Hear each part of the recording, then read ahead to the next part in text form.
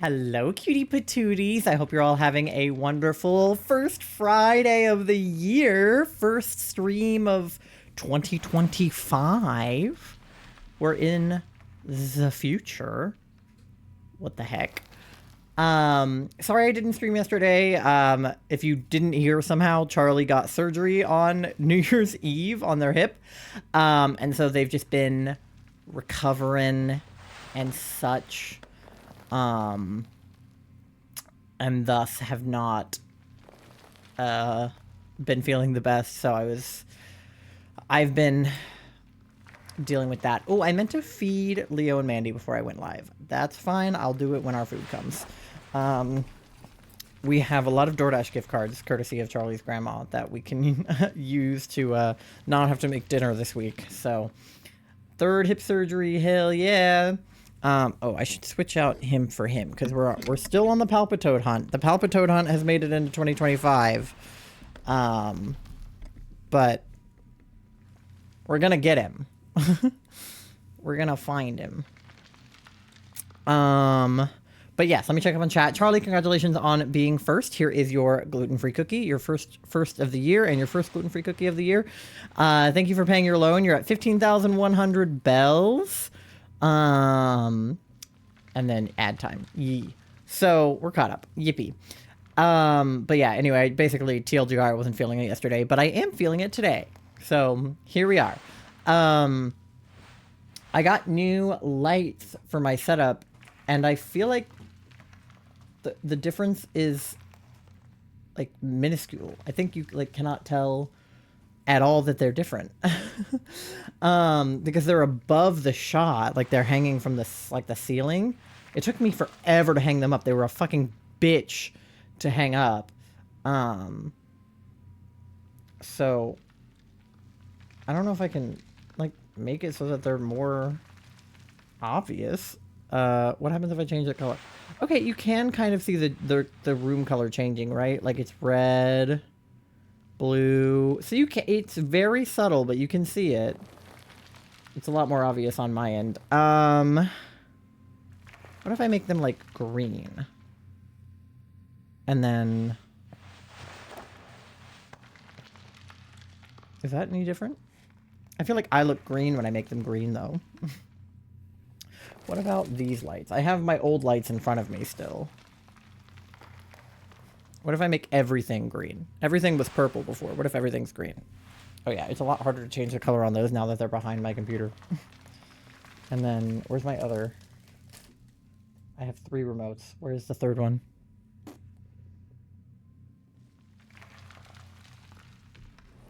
Where did my third remote disappear to? I just had it. I don't know. Oh, it's over here. Now you can really tell it's green in here. Wait, I can make it greener. Hold on. Now I'm really green. I think the lights in the front make more of a difference than the lights in the back now that I have lights on my face. So, what should we do? What should we make the color of the lights in front of me? Because those make me green. I don't want my face to be green. Can we do color theory here?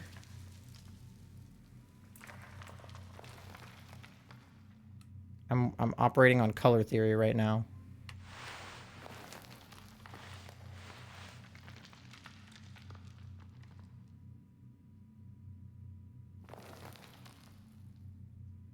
Okay. How does that look?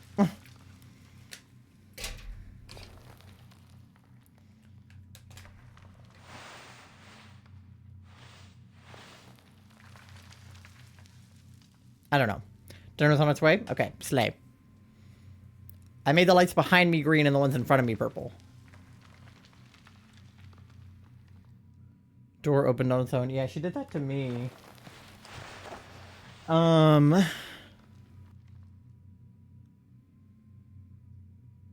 Is the lighting better? I feel like maybe. Perhaps. I don't know. Anyway, oh, let me, do I have packs to rip? Looks good? Okay, cool. Because I don't like it when the green is on my face. Like, sometimes I look at, like, VODs, and I'm like, oh, the color correction's really bad. I look too, like, red or too green. So, I try to not have that happen. Oh, I need a cord to plug my phone into, though. I think. Can I do it over Wi-Fi or Bluetooth, or do I have to do it with a cord? I can't remember. It doesn't come up if I don't have it plugged in, I don't think. I don't have a cord in here. We'll just open it the old-fashioned way. Old-fashioned way is fine. Where is my webcam? Here. Alright. I want to open some packs. And I want to show you guys my new stuff in my background, too, in a minute. It's not really new. I just rearranged my shelf a little bit. But I think it looks good. Alright. Oh, that's very close. Back up. Back it up a little. There we go. Okay.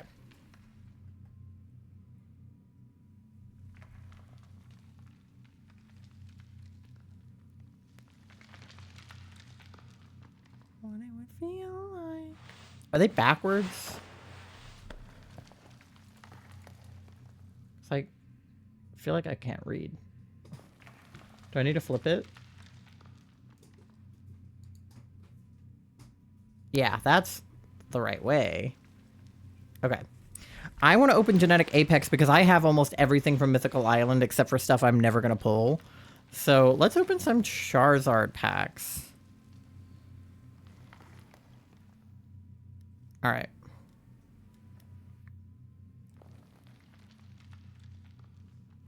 I haven't opened Genetic Apex very much since Mythical Island came out, so...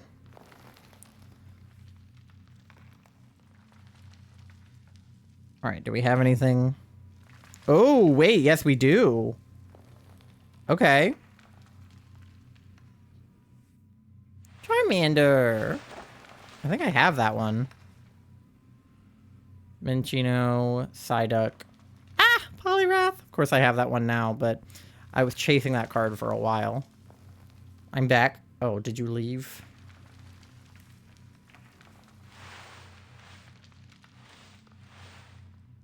You were on the toilet. Well, let's open another one. I'm going all in on Charizard packs right now.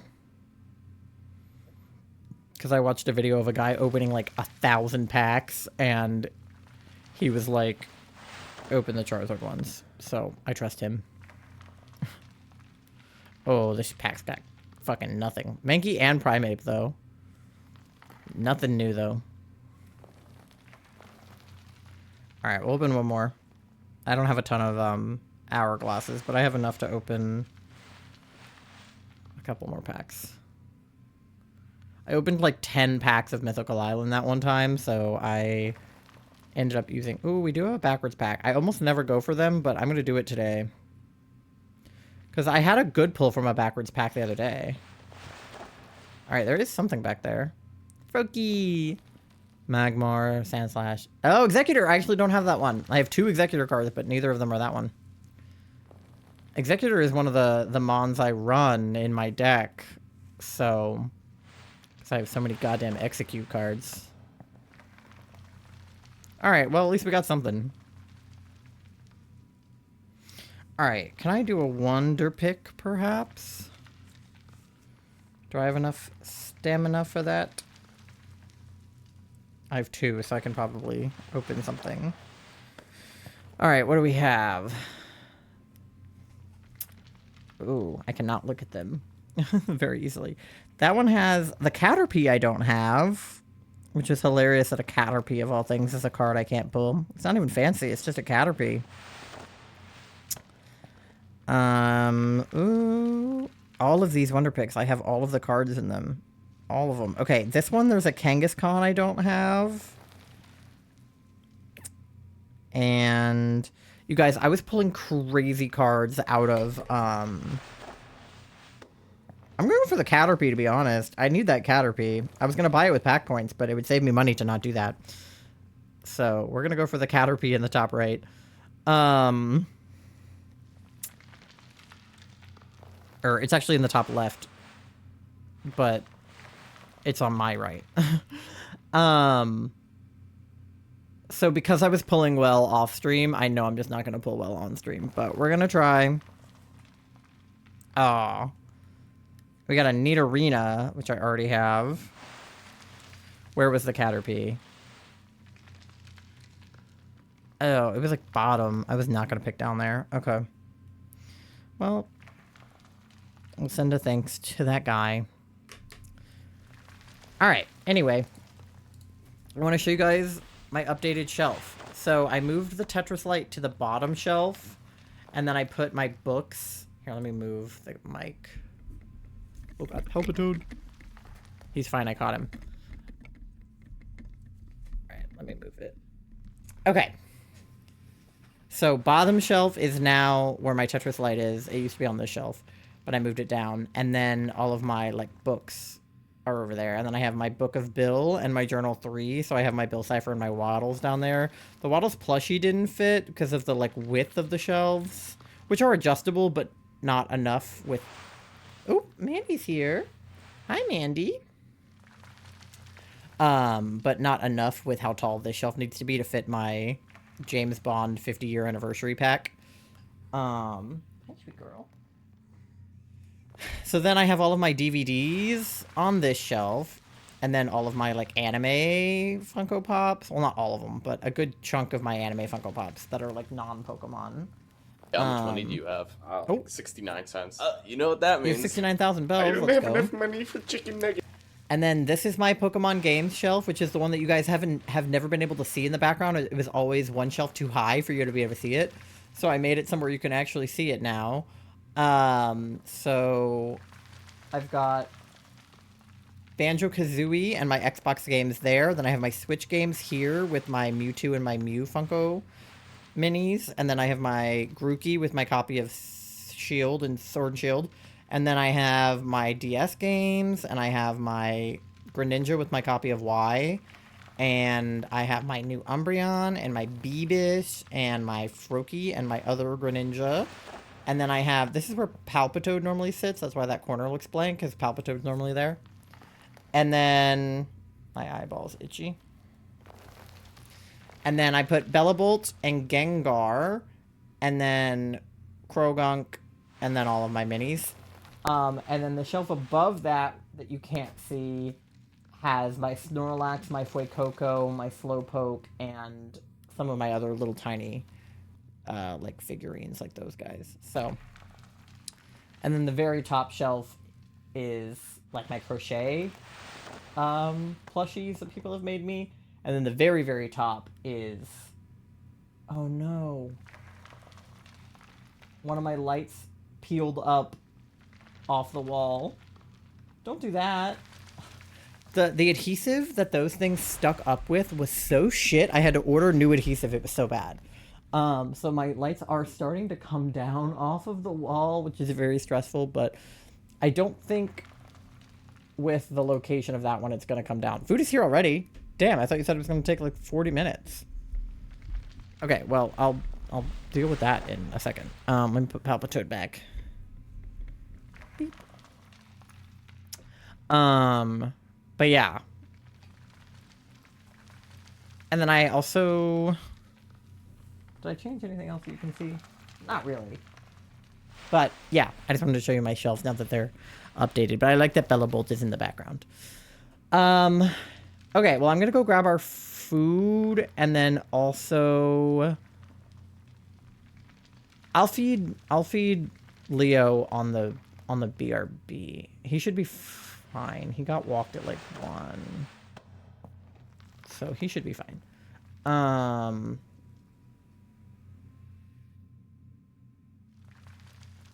So I'll let him out during the BRB. But I'm going to go grab our food since it's here. And then we're going to start doing Palpitoad hunting. So I will be right back. I'm not going to be on BRB. I'll just be right back. You guys can look at my beavish pants again. Oh, my foot's kind of asleep low-key. All right. I'll be back.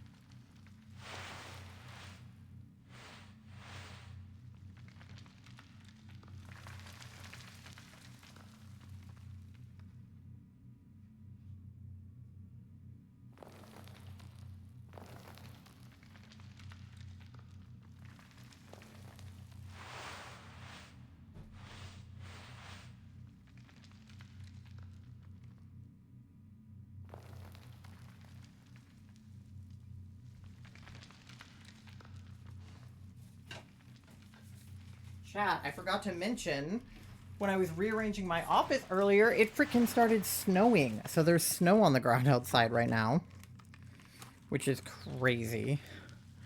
Okay, that's my lemonade. And then that's Charlie's whatever juice they got. And then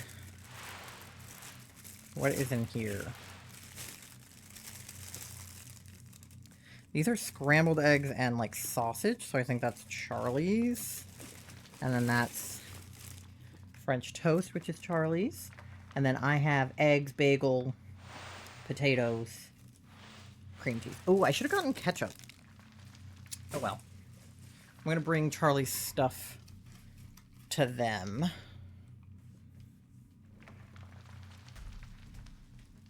There you go.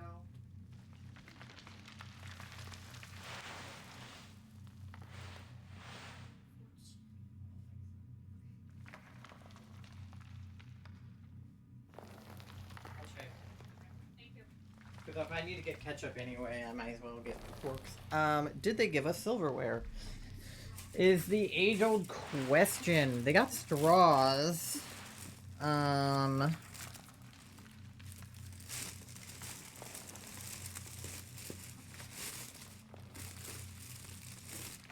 silverware. Okay. This always happens. I go to get our food, and then I inevitably end up needing to get silverware. Because they don't give it to us. Okay, so I'm going to go get ketchup and silverware. Charlie, do you need anything besides ketchup and silverware? Napkins. And napkins. Also, I got my Christmas card from my grandma finally, because she accidentally sent it to the wrong address. So now she sent it to the right address, and I didn't flash my address while I was at it. So, straw, napkins, silverware, ketchup. Okay.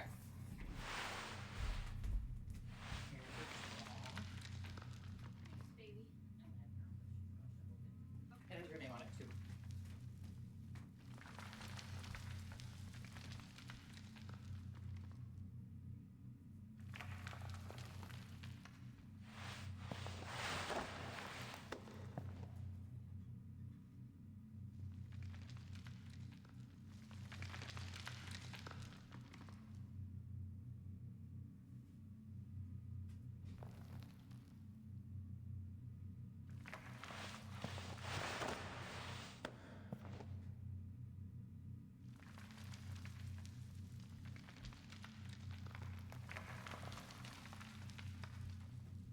Okay.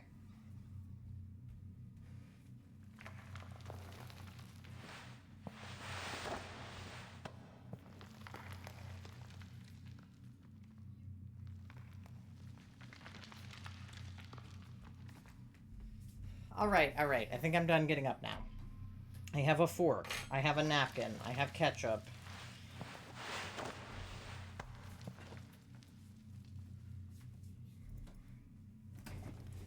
I think that's everything. I'm also excited for food, Charlie. I don't think my gamer chopsticks will help me much here after the tater tot incident. Ooh, I should have gotten myself a knife for the cream cheese, but a fork will do. I can manage. This looks very good right now, though.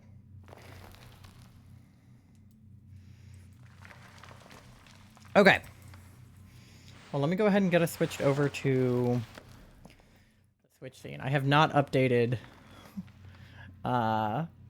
anything, so that's on me, but it's okay. I'll do it next time. Ugh, we were supposed to be doing DAs, but we never found Yveltal, and I don't feel like looking for him, so we're just gonna keep on keeping on with Palpitoad. Which reminds me, I need to project my source, and then I need to start my hunt.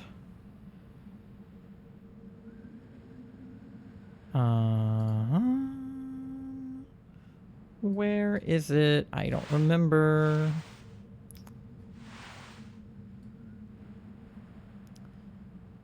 Temple.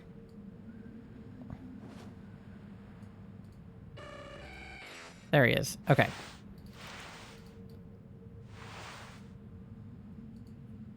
Okay. Temple, and then my Palpitoad counter, which is... which one? Palpitoad. There we go.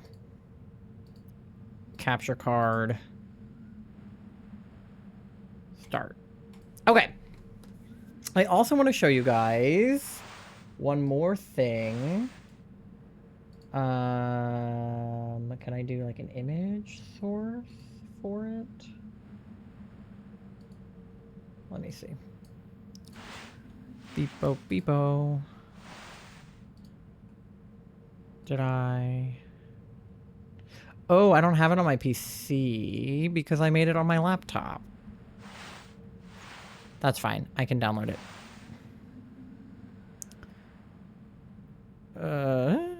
There. I made something I want to show you guys. I meant to tweet it, but then time got away from me, and I didn't. But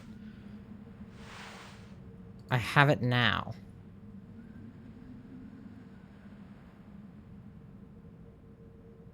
Okay. There we go. This is my shiny bingo card for 2025. So my camera is like, hold up. My chair is like too far down. Okay. So technically, I would say that last year was technically my first full year as a shiny hunter because I started shiny hunting in like February of 2024. But because I started hunting in February, I didn't make a 2024 shiny bingo card because I didn't know I was going to shiny hunt the whole year. And now I do know that. So let me get Palpitoad in shot here. Very important. Okay. He's too short. There he is.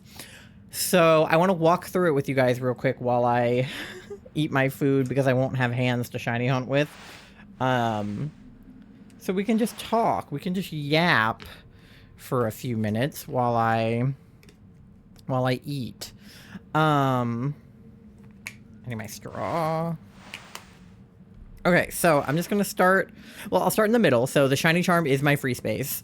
I have my shiny charm in every single game. So, and then as soon as ZA comes out, I'll have to... I was gonna put ZA shinies on here, but the truth is I probably won't shiny hunt in ZA until 2026 because it probably won't come out until the end of 2025. Like, if there's one thing we know about... how did I already get a hair in my food? It's definitely my hair. How did I do that already? The one thing that we know about Nintendo is that they love a holiday release. So, I expect that it won't come out until, like, November.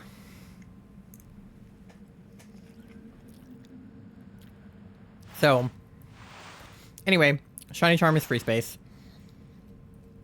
I also got a hair of mine in dinner. My hair just, I shed like a motherfucker. Food is hitting though. It definitely is. I agree. I wanted something eggy and I got an omelet, so I would say that that's something eggy. Okay, I'm just going to start in top left and then go across the rows. So, not all of these are like specified hunts because that was a lot to think of. So the top left is just chain fishing. I've never chain fished before. An omelet sure has egg. It sure does. I've never done chain fishing before, and I know that it's something that you can do in X and Y, which is a game that I have and intend on playing through this year. So, I would love to do like a chain fishing. I don't know what I would fish for. Anything, ideally, but yeah. I just want to do chain fishing. Number 2 is Shiny Unknown. I don't care which one. Hopefully multiple. So the image I used is just like a generic image of various unknown. But I would love to get a T. I would love to get the question mark one. I don't know what else, but I'll probably hunt for those in like hordes or in PLA. Then top middle is Shiny Pumpkaboo. I'll probably hunt for that in Sword and Shield. And it'll either be a Halloween hunt or a Pride Month hunt or both. Because it's the colors of the non-binary flag. And also it's a pumpkin. So I definitely intend on doing that hunt this year. Fourth one is Bagon. We got Shiny Roaring Moon, but we never got Shiny Salamence, so it'll probably roll over into my Christmas hunts for this year. And we'll probably go for a Shiny Salamence. Top right is an Alpha. And I don't just mean like any Shiny Alpha. I want to hunt one of the like static ones. Like the ones that are always there and you like reset for them. Rather than hunting and getting one, like, randomly in an outbreak. Because, like, I've gotten random Shiny Alphas before, but I've never hunted for one specifically. So I would really like to...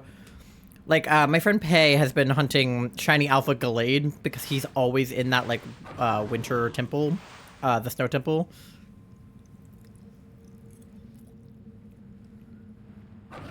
So, something like that. Not Gallade, but, you know, something like that.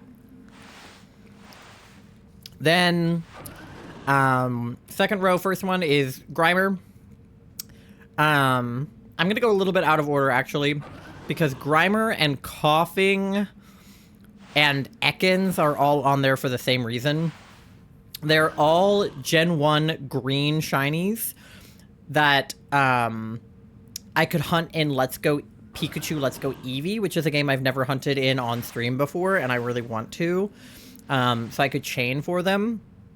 I could also get Shiny Grimer in Scarlet Violet. So either way, I can get Shiny Grimer. But I'm thinking about hunting in Ligpy for the other two. Then, second is Snorlax. Shiny Snorlax has been on my list since I found out that shiny Pokemon exist.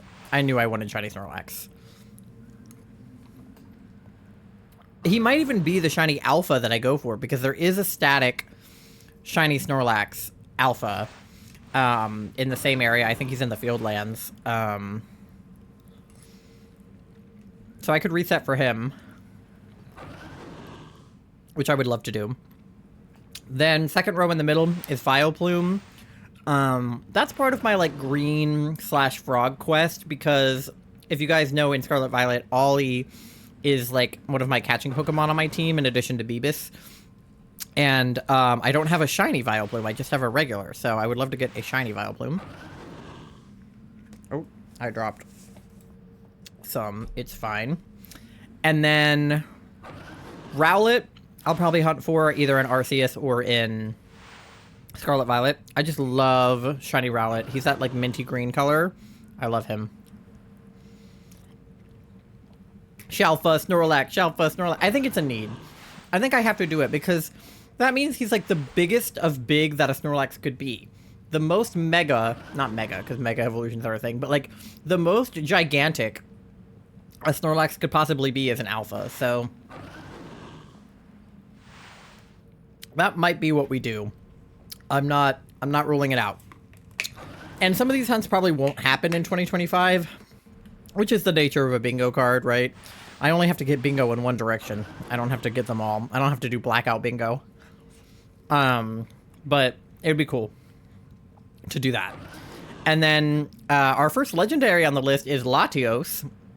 I could get him probably from DAs. I devoured my food. I'm currently devouring it. Don't worry. I could get him in DAs. I wish that I could still get him from BDSP, but I caught a regular one in BDSP before I knew he could be shiny, so that was my bad. Third row, the first one is Slowpoke, because we never got him when we were doing our Grand Underground hunt. So I would love to wrap back around to that and get shiny Slowpoke. Shiny Palpitoad speaks for himself, I fear. He'll hopefully be the first one we get. Hopefully tonight. Maybe. Then we have Heatran. He's our second legendary on the list. I'm counting him as part of my frog quest because I think he is a frog. People have said he looks like a frog, and I think they're right. I think he looks like a frog. So probably we'll go for him in DAs, because same thing in BDSP. I didn't know he could be shiny, so I already caught one. Tangela, another one that has been on my list forever. As soon as I found out it had a green shiny, I knew I wanted it. I love Tangela.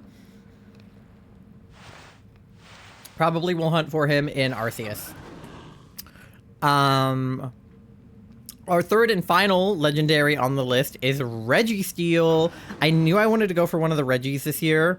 There's a way to reset hunt for them in Sword and Shield. I don't know how to get to it, but I know that it's possible.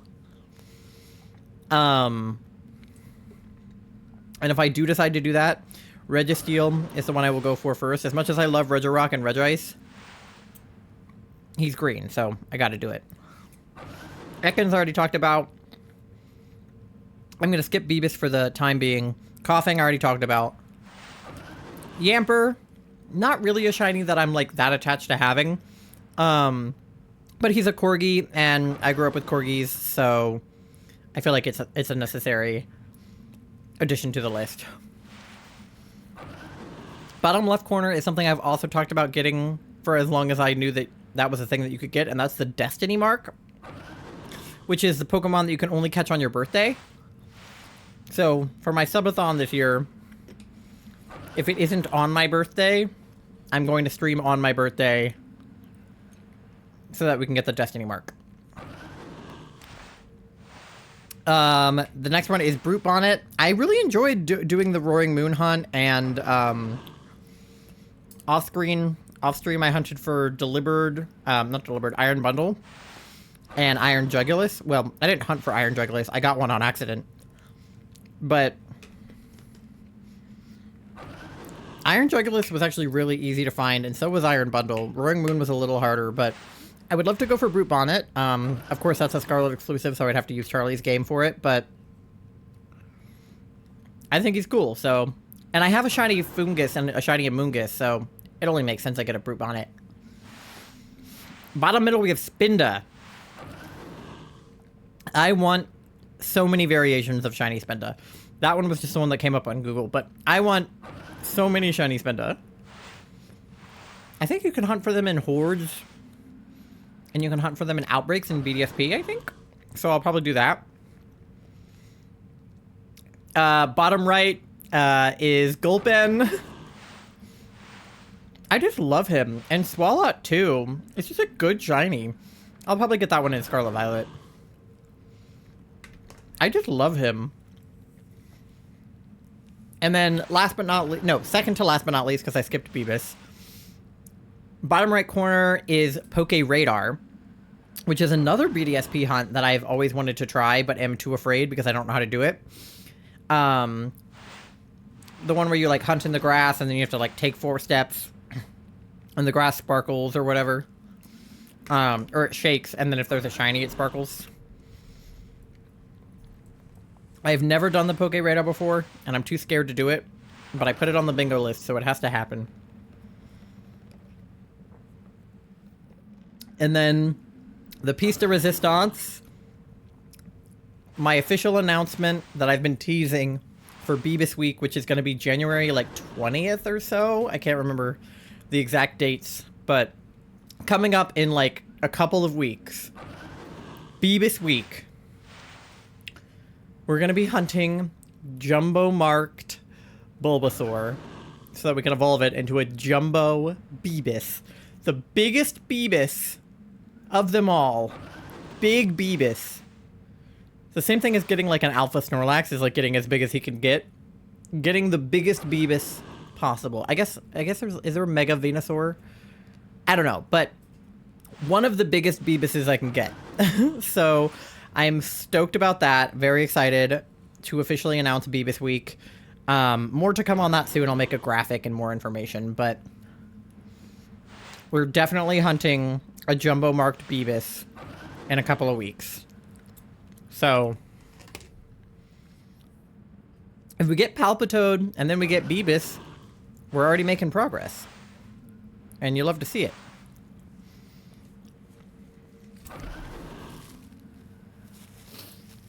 But yeah, anyway, that's my 2025 Shiny Bingo. So hopefully we get Palpitoad starting right now. Let me... Boop. Okay, I finished my omelet and my home fries, so all I have left is my bagel. If I can just spread cream cheese on it, I should be good. Ugh. I don't have a lot of room. I gotta move stuff. These containers from Silver Diner are, like, very large. I'm trying not to get grease all over everything. Okay. Just gonna use my fork to spread the cream cheese onto the bagel. It's fine. Who needs a knife? Not me. Knives are for suckers. You can spread with a fork. It's going totally fine. There we go. Yeah. Looks great. No problem. Who am I trying to convince? You guys or me? No, I think it's fine. Genuinely. It's getting a little bit stuck between the, like, prongs of the fork, but it's a fork, so I don't know what we thought was going to happen. I'm getting sesame seeds everywhere. Okay. I love a good omelet and I love a good bagel with cream cheese. I love having breakfast at an inappropriate time. Breakfast for dinner is like one of my favorite meals. It's just more fun than having breakfast for breakfast. Because breakfast is when you expect to have breakfast.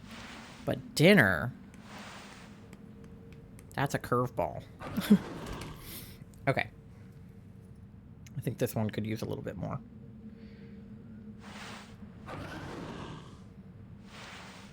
Yeah, okay, that spread relatively normally.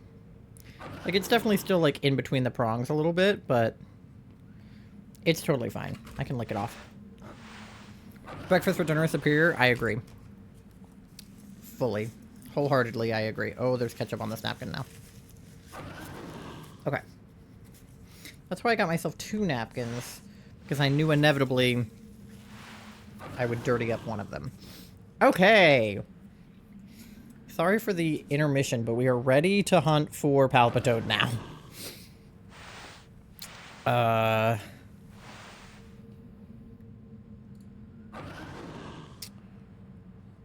Okay. We're good. I need to go to the wild area. Oh, I changed the date on my Switch, didn't I? And I don't think I set it back. Yep. It thinks it's the 5th. It's not. Make it the 1st again. Okay. Because I was relying on the weather, right? Okay. Now we should have the right weather. Okay. It's Westlake Axwell, right? Over here. So we'll fly to east. And then bike over there. You'd think I remember where he is at this point, but I really don't. Okay. Whee! Anyway, I'm very excited for 2025. Granted, it has gotten off to a, like, horrible start for us, but, it's gonna be... Well, it's probably gonna be about the same as every other year, to be honest. Like, if we're being real here, we're probably gonna have the same type of year we always have. But I think it's hard. Something that I do when it comes to the new year is with like New Year's resolutions and stuff, which I have not made hardly any. Is the counter going up? I didn't check. Yes, it is. Okay. I have not made hardly any, and I probably won't make... Well, no, I probably will make some, but I don't like doing New Year's resolutions. I just like making goals for the year. And I know that that's basically the same thing, and I'm just putting a different word on it. But what I mean is, I don't like the idea of saying, like, okay, I'm going to change this thing about myself from last year and be better this year. Because then if I'm not, I feel bad at the end of the year. Granted, I can still feel bad at the end of the year without doing that. But setting goals feels more like, if I don't get it, it's okay. It's not the end of the world, right? Like, setting a 500 follower goal, for example, was not like, oh, I need to change something about myself to be a better person, to be fitter, to be hotter, to be nicer, right? It's just, what can I do for my content that will, you know, make people show up and... Not make people show up, but have people want to show up and... you know, get them to want to press that follow button, right? Like, what can I do in my streams that is new and interesting and different? And I think that doubling my followers, more than doubling my followers, gaining more followers last year than I had at the beginning of the year. I went from 235 to like 502 or something. And, you know, that I think shows that on going into my 4th year of streaming, that like those first 2 years were kind of slow, right? Like only getting from 0 to 235. Not that I'm not totally happy with, you know, those 235 people that decided to follow me like 3 years ago, but doing only that in 2 years and then being able to do that same amount of growth, more than that amount of growth in 1 year was really empowering, and you know, made me realize that, like, what I was doing and the choices I was making were working, right? Because I changed a lot about my content last year, right? I started shiny hunting, which was, like, the biggest change. You know, I had been playing Pokemon games, and I've been doing playthroughs, and I'm still going to do playthroughs, right? Like, I'm going to play through Legends ZA when it comes out, and I'm excited about that. But I think shiny hunting has a totally different audience. Like, it's the same audience, but it's a different audience. People that enjoy Pokemon and people that enjoy shiny hunting, like, obviously anybody who enjoys shiny hunting enjoys Pokemon, but not everybody who enjoys Pokemon enjoys shiny hunting. So I think it like niched me down even further, which you would think that like decreasing your audience or like the number of people that might be interested in what you're making is a bad thing, but like it's not, because the number of people that are interested in shiny hunting is still in the millions, right? Like, and the number of people that are interested in Pokemon is probably in the, like, gajillions. Not literally, but you know what I mean. Like, it's probably at least in the 10 millions, if not even maybe 100 million. I don't know. But I feel like shiny hunting is a more niche thing, so it attracts a more specific audience, which is helpful when you're doing Twitch, right? And I joined a stream team, which was awesome, is awesome. And I did these shiny hunting events, right? Like I did the Naughty or Nice, I did Pokemon Pride, the Trans Awareness Week, I did Sammy's like Sonic themed Pokemon shiny hunting thing. Which are all these huge collaborations. I did Favlam's Mario Party and Fortnite tournament of all things. Like, and I would never play Fortnite outside of that, right? Like, but I had fun and I met a bunch of people through all of these things, which is, I think the biggest thing is the networking that I was able to accomplish, because the year prior to last year is when I really started trying to network. And, like, I crashed and burned and, like, failed miserably at it, right? Like, I met some people, but, like, I definitely was not meeting the right kind of people, and I realized that, thank God. I love you and I'm so proud of you. No, you. But all of this is to say that, and, like, I'm not saying this to be like, oh, numbers are important, whatever, but, like, not just the numbers. And that's why setting that goal, it wouldn't have mattered if I didn't end the year with 500, right? Like, I could have ended the year at 499, and I would have still doubled my followers and still had all of those experiences and had all of that growth. Even if I didn't hit that number, that's kind of the point, is it's a goal. It's something I hope to achieve and I want to work towards, but if I don't accomplish it, as long as I worked towards it, I'm happy. Whereas resolutions to me feel a lot like I'm trying to cut something out. I'm trying to stop myself from doing something.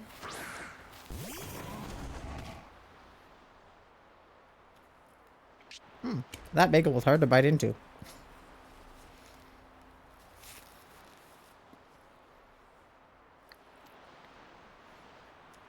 One second, it's chewier than I was expecting.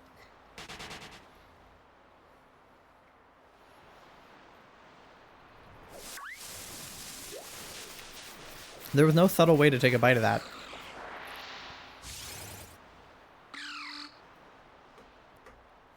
She's thick. She's a thick bagel. I'm not mad at it, but she's thick. But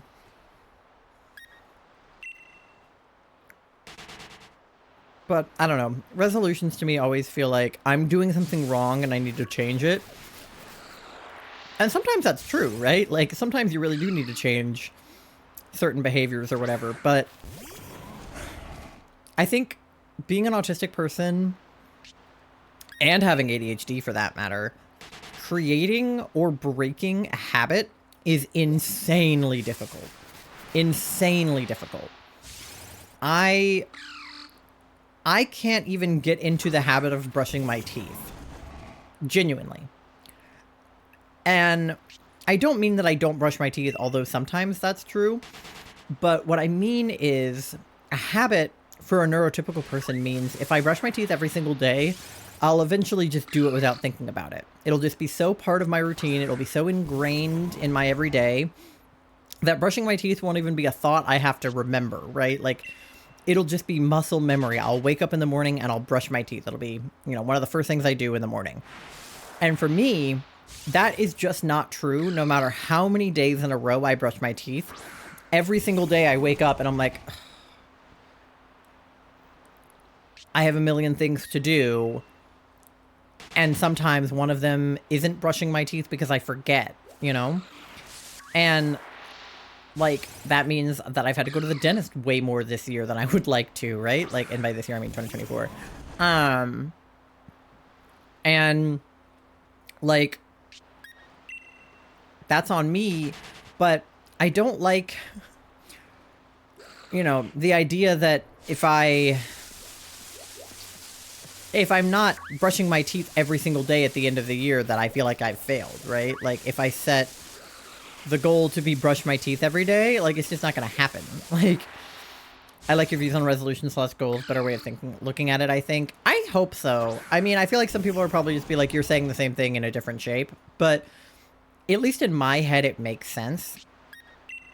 because it's just like I said, it's very hard to build or break a habit if you have really any kind of like neurodivergency. It's not something that just like happens easily.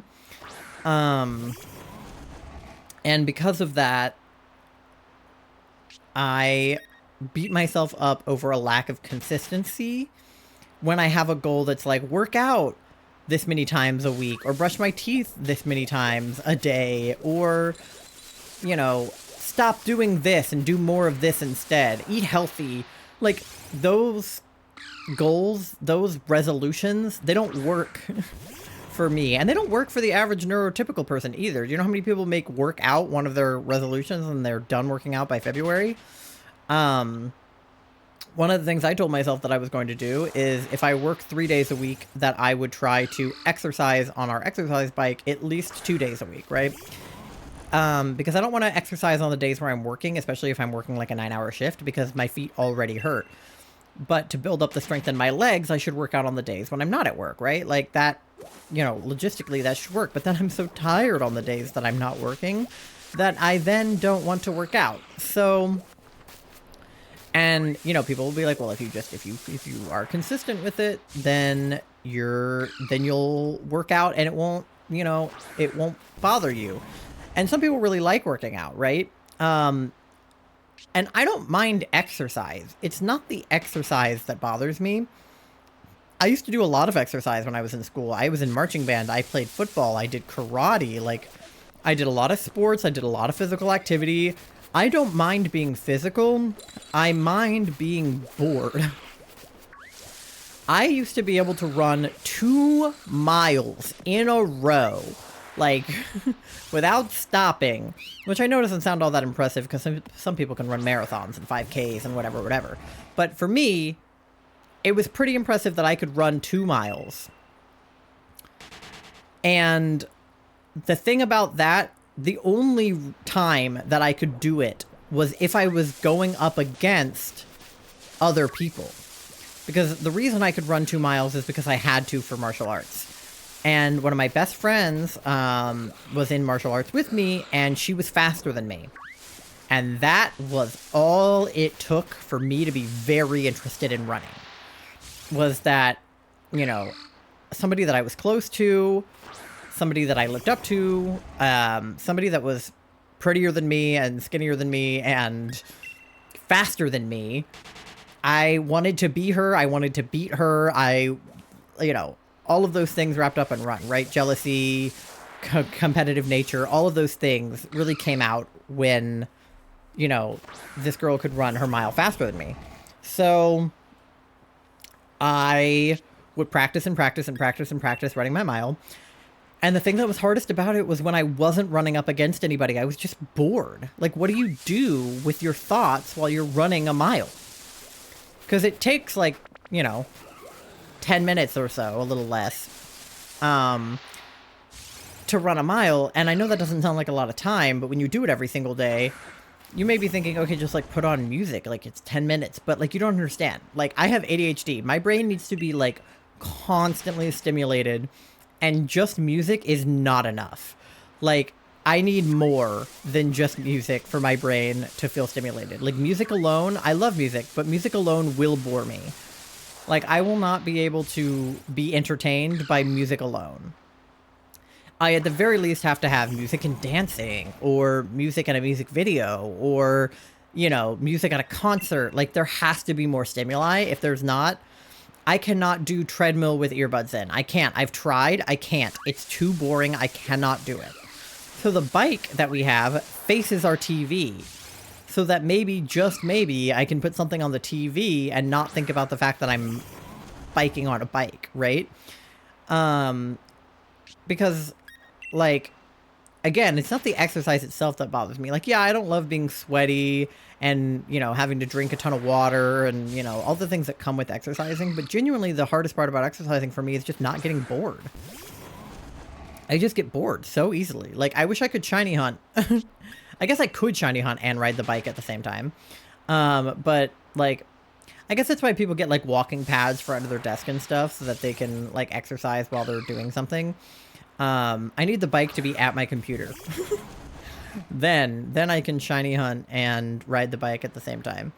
But the problem is I also, like, I don't have the focus, I think, to actually be able to shiny hunt while I'm riding the bike, because I'll be like, oh, I'm sweaty, I'm tired, and then not actually shiny hunt very well. So I would probably have to do something that takes a little bit less brain power than shiny hunting. But my point is, I don't know what my point is, I guess. I have a lot of points. I'm talking about New Year's resolutions. I'm talking about exercise. I'm just yapping, okay? This is why I stream, so that I can just yap out all my silly little thoughts.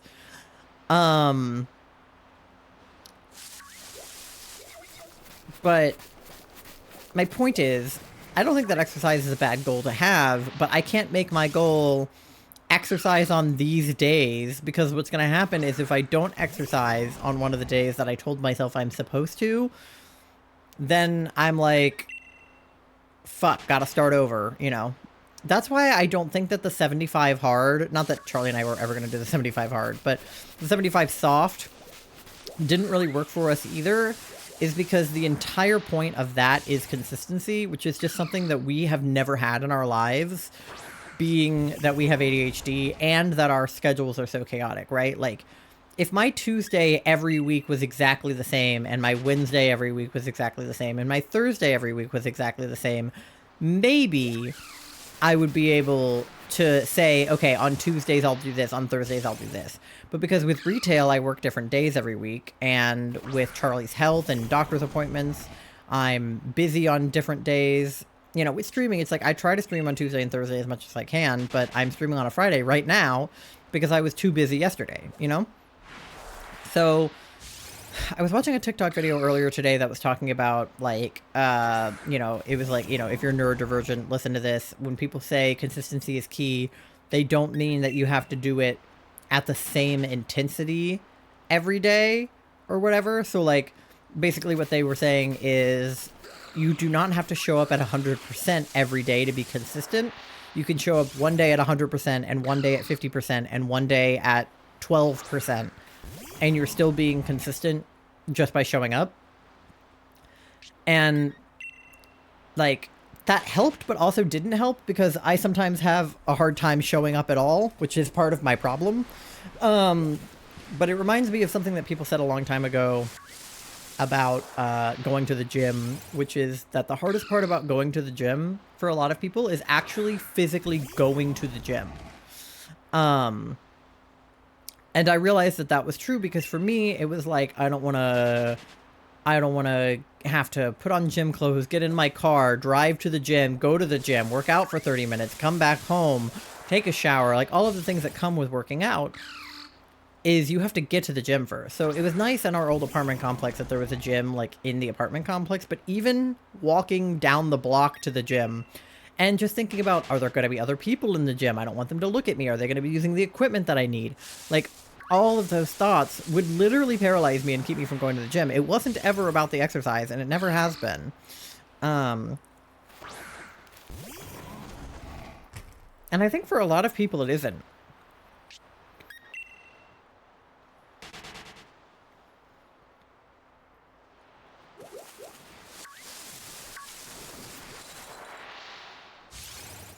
So what they said to combat that is to start going to the gym consistently, start just doing one of the steps. Don't do all of them, do one at a time, right? So let's say that you have decided, now this would never be me, but let's say that you had decided that you were going to go to the gym every morning at 9 a.m. or 8 a.m. before work or whatever. And that means that you have to wake up at 7:30. But you don't usually wake up at 7:30. You usually wake up a little bit later and you just go straight to work, right? You don't normally do something before work, but you've decided you're going to work out before work, and now you have to wake up an hour earlier or whatever. Start for a week just waking up at 7:30. Because you're not used to that. So you're not going to want to, on your first day, wake up at 7:30, get dressed, go to the gym. Like, you're not going to want to do all of that if you've never done it before.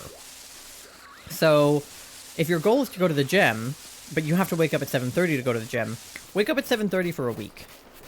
Then wake up at 7:30 for a week and put on your gym clothes and pack your water bottle and whatever it is that you bring with you to the gym, right? Then for a few days, you know, physically walk out the door and get in your car. And then drive to the gym and then drive straight back home. And then drive to the gym and go in, but don't actually do any of the equipment or anything. And then leave and then go home. Then go to the gym, go into the gym, do one exercise, leave. You know what I mean? Like, literally one step at a time until the waking up at 7:30 is the easy part. You're used to that. You've been doing it for a few weeks. The getting dressed, the packing your water, that's second nature to you. You're used to it, right? Then the gym is the part you actually get to focus on, is what am I doing in the gym today? And, like, honestly, that advice was super helpful. It did not make me go to the gym, but I think it would help some people. And it could help me. I don't have a gym membership at, like, a physical gym, so I can't, like, do that. And I'm not going to get a gym membership because they're super expensive and so hard to cancel that they had to literally pass a law making it easier to cancel. But for the bike, right? Like, maybe I think in my brain, I was like, I need to be doing 30 minutes on the bike at, like, this resistance or whatever. And then the first day that I tried that, I realized that it was either too much resistance or it was too long to be doing that much resistance or whatever. And I only got, like, 10 minutes in on the bike. And I was like, damn, like, I'm more out of shape than I thought. I can only do 10 minutes on the bike. Like, I used to be able to do 30 on the treadmill or whatever. And that kind of thinking is immediately discouraging. It's like, well, I can't only do 10 minutes on the bike. That's embarrassing. But it's like, okay, how am I going to get any better at the bike if I don't do it? So I literally need to be like, sit on the bike and don't even do the pedals. Sit on the bike while you're watching TV. Then put the resistance on 0 and just pedal it while you're watching TV. Then maybe up the resistance, you know. That's what I really would need to be doing. But I don't want the thinking around it to be like, oh, I gained all this weight last year, which is true. I did. I gained a lot more weight than I had anticipated gaining, but it's okay. Because I don't want my thinking to be, oh, I gained all this weight, now I need to work out. I should eat less omelet and bagel, right? Because I'm not going to, right? Like, I'm not going to eat less omelet and bagel. I'm going to keep eating my omelet and my bagel. Just like this. Forever. Because there is no amount of willpower in the world that is going to get me not to eat a bagel with cream cheese on it. None.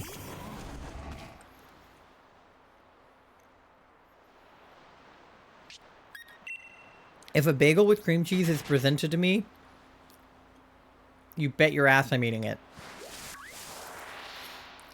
And the thing is, it's like, I don't care about my weight, right? Like, that's not my concern. My concern is being able to get through a day at work. Because my legs, the first, few weeks at my job, literally felt like they were going to buckle out from under me when I had a 9-hour shift. And they still feel that way a little bit, but not as much and not as often and not as painful. Which shows that I made progress there. And if I start biking, even one day a week, even for 10 minutes, my legs will get stronger. And it'll help when I'm at work. And also, I just booked a dog walking job for this guy that I actually watched his chinchilla, but they got a dog, and they want me to walk his dog for 30 minutes 2 times a week. And that's great at all, except for that means I have to be able to walk for 30 minutes 2 times a week, which, again, sounds embarrassing to be like, oh, I don't know if I have the stamina to walk for 30 minutes twice a week, but, like, I genuinely think that is going to count as my exercise if I'm not doing the bike, I'm walking that dog and getting my exercise in. Because I meant to have been walking Leo, and I haven't been, and I feel bad about that. But Leo is kind of a bitch to walk. He's gigantic, and he pulls a lot. Was it a good choice of bagel? I mean, it's the bagel that they have. I don't think that they have more than just this one bagel. It's the same sesame seed bagel that I got last time I got a bagel there.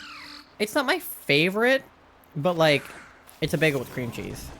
Hey, so I'm just stopping in to say hi. I'm really busy right now. No problem. Thanks for hanging out. It's good to see you. I appreciate your lurk. I hope that whatever you're busy with goes well. Have a good rest of the stream. Thank you. I love you. I hope you're having a good 2025 so far.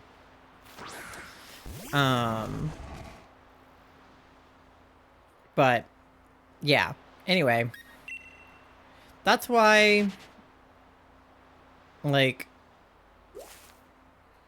I prefer to set goals rather than resolutions, because it feels more, like, achievable that way. And even if it's not achievable, it's, like, okay if it isn't, right? Like, my friend Kat, who is also a streamer here on Twitch and is one of my good friends and someone that I love a lot, she had posted at the beginning of 2024 her goals for the year. And she just, like, quote tweeted that with, like, the sort of the result of them. And it was like, you know, hit 2.5 thousand followers on Twitch and be more comfortable with femininity and, like, get close to hitting partner numbers, right? And, you know, some of those things she did do, right? She hit 2.6 thousand, I think, on Twitch. And she said that she embraced her femininity more, but she isn't quite, you know, at partner numbers yet. And that's fine, because she still had all of this growth and still increased her CCV by like 20 or something insane. Love you guys. I love you. And so even though she, you know, she's not partner on the first day of 2025, I think the same thing that I felt about, you know, getting to 500 is that she made those steps and she did the things that she needed to do to get that growth, and is seeing the results of it, even if it's not, you know, 75 average viewers, right? And I think it helps to have, it's a blessing and a curse to have people to compare yourself to, I fear. Because on the one hand, if I compare myself to her, I'm like, God, she has 2,000 followers on Twitch, like, you know, what am I doing? You know, I only have 500, right? But then there's other moments where it's like having her to look at and be like, okay, if she did this, you know, I can do it. If she did this and this to accomplish this, I can do this and that to accomplish a similar, you know, thing, right? And thinking to myself, like, if I was in her situation, I would probably be beating myself up for not being at partner like I said I wanted to be. But in her case, like, I would never be like, oh, what, you're not partner? You didn't get your partner numbers? Like, I would A, never say that to her, B, never think that, and C, I don't think she thinks that about herself either. Like, I don't think she's sitting here being like, oh man, I didn't get, you know, I'm not partnered yet. Like, instead of, like, moping about it, she's streaming right now, and, like, she's gonna, you know, make her new goals for this year. I think her new goal was like 5,000 followers on Twitch for this year, which I think is totally accomplishable considering, you know, all the growth she had this year. So, you know, it's like a case study kind of thing. On your next BRB, can you come in here for a minute? Yes, but I also have to feed Leo, feed Mandy, let Leo out, and eat my bagels. So what do you need? Because I have a lot to do on my next BRB.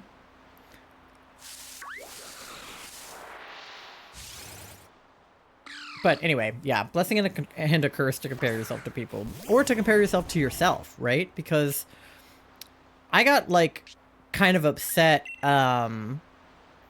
like,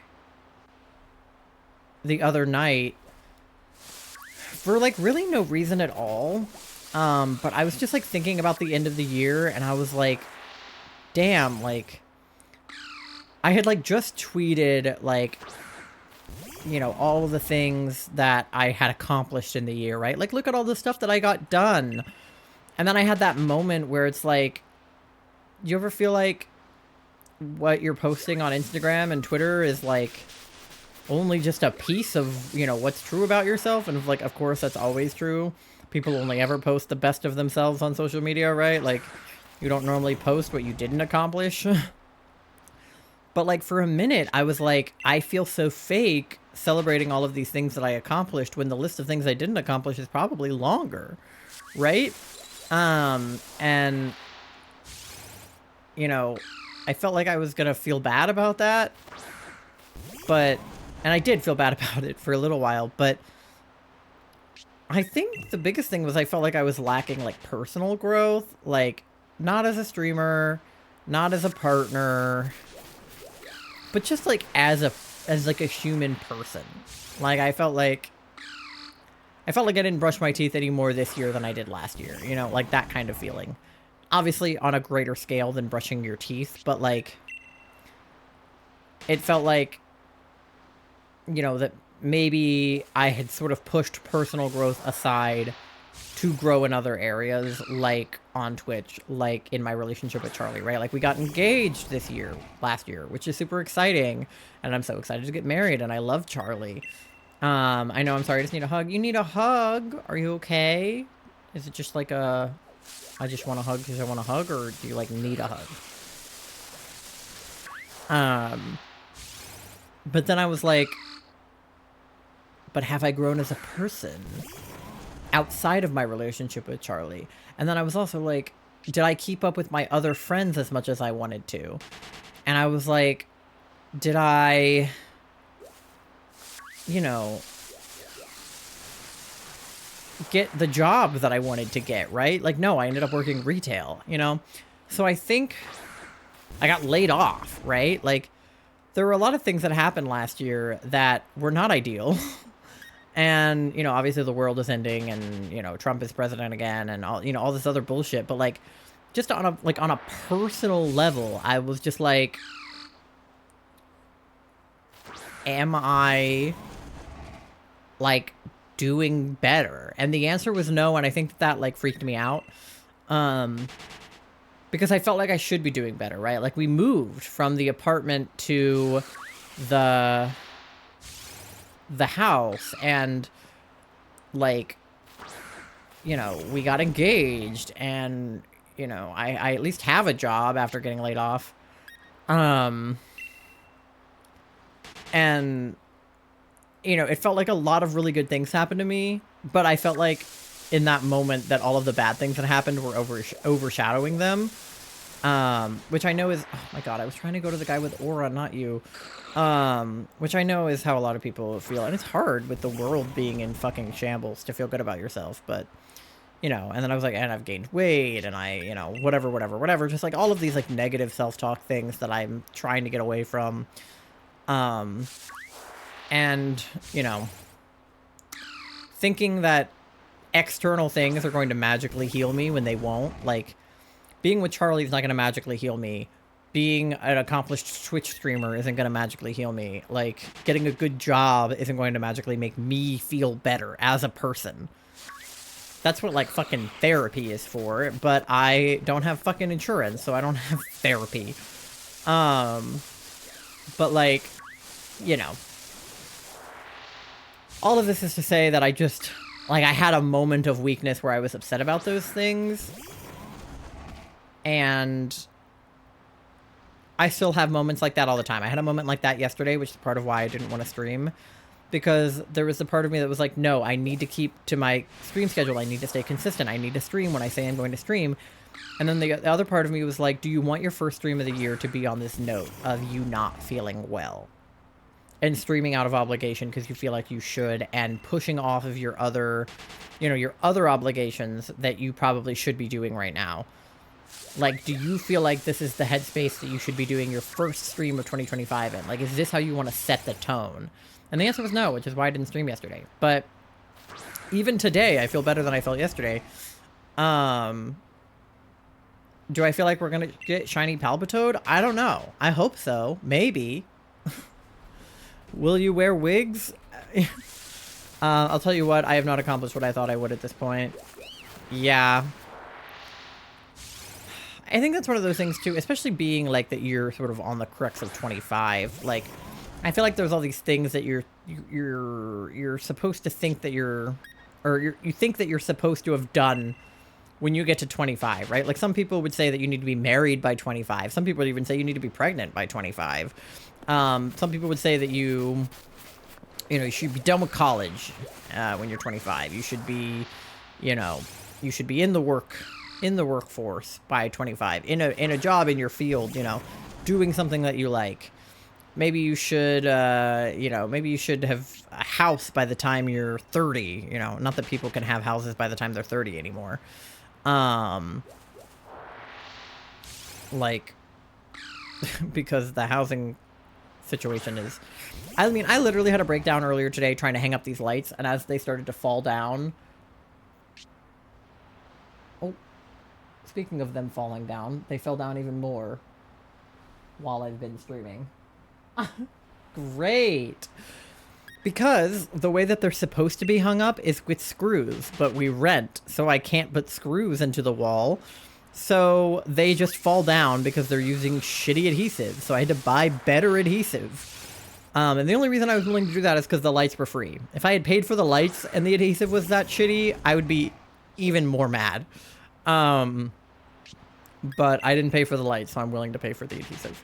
Like, it can't even work. Yeah, but that is because of your disability. Like, I mean, literally right now you're recovering from hip surgery. Like, you wouldn't be able to work right now because your hip hurts. And I don't think that having a job is, like, anything that should define you as a person, right? Like, I know I just said that I'm mad that my job is retail, which is just because it's not what I want to be doing. But you don't have to have a job at all to be, like, a person. Like, there's so many... Well, granted, I would argue that being a stay-at-home mom is definitely a job, and totally more of a job than some jobs. But, like, you're not literally employed. Like, you're not being paid to do it, right? So, I would say that a lot of stay-at-home moms feel very proud of their role as a stay-at-home mom and feel like that's their job and feel very accomplished by just the kid they raised turning out to hopefully be a good person or whatever. And, like, is that technically a job? No, but they still have an identity as a person, and they're still accomplishing things even without having a job, And I feel like that is going to be your situation, Charlie. Like, not that you're a stay-at-home mom, because we don't have kids, we just have pets. But I joke that Charlie is my, like, stay-at-home dog mom. Well, I go out and get money as I work my 9 hours a week this week. Because that's all my fucking job will schedule me for. Which is not enough to make money, by the way. 9 hours is not, the ideal amount. But, like, I know that you wanted to do something, right? Like, you went to college and you got a degree with the intention of getting a job in the field that you got your degree in. And I know that you wanted to, to help people and to do TR, and that I think, hitting a wall with your disability and getting to a point where you realized you couldn't do what you were trying to was really hard. But, like, lodging another that's not where I was in a lot of regards. I love being with you, and I'm happy to have a relationship, but health and job aren't where I wish they were. Yeah, like, obviously I know that you wish that you felt better physically. Like, I know that that's a big stressor for you. And there's literally nothing I can do about that, which just sucks that there's, like, there's nothing that I can do. But, like, what I admire about you is that, like, you didn't just say, like, oh, well, I'm too disabled to work. Guess I should just, like, roll over and die and not get a job and just, suck it up and be on disability or whatever. You applied for disability and then they rejected you. And then you were like, okay, so backup plan. We're going to go back to college. We're going to get a master's degree. Or, we're gonna start our own business, or we're going to do tester up and test video games, right? Like, you found ways to, you know,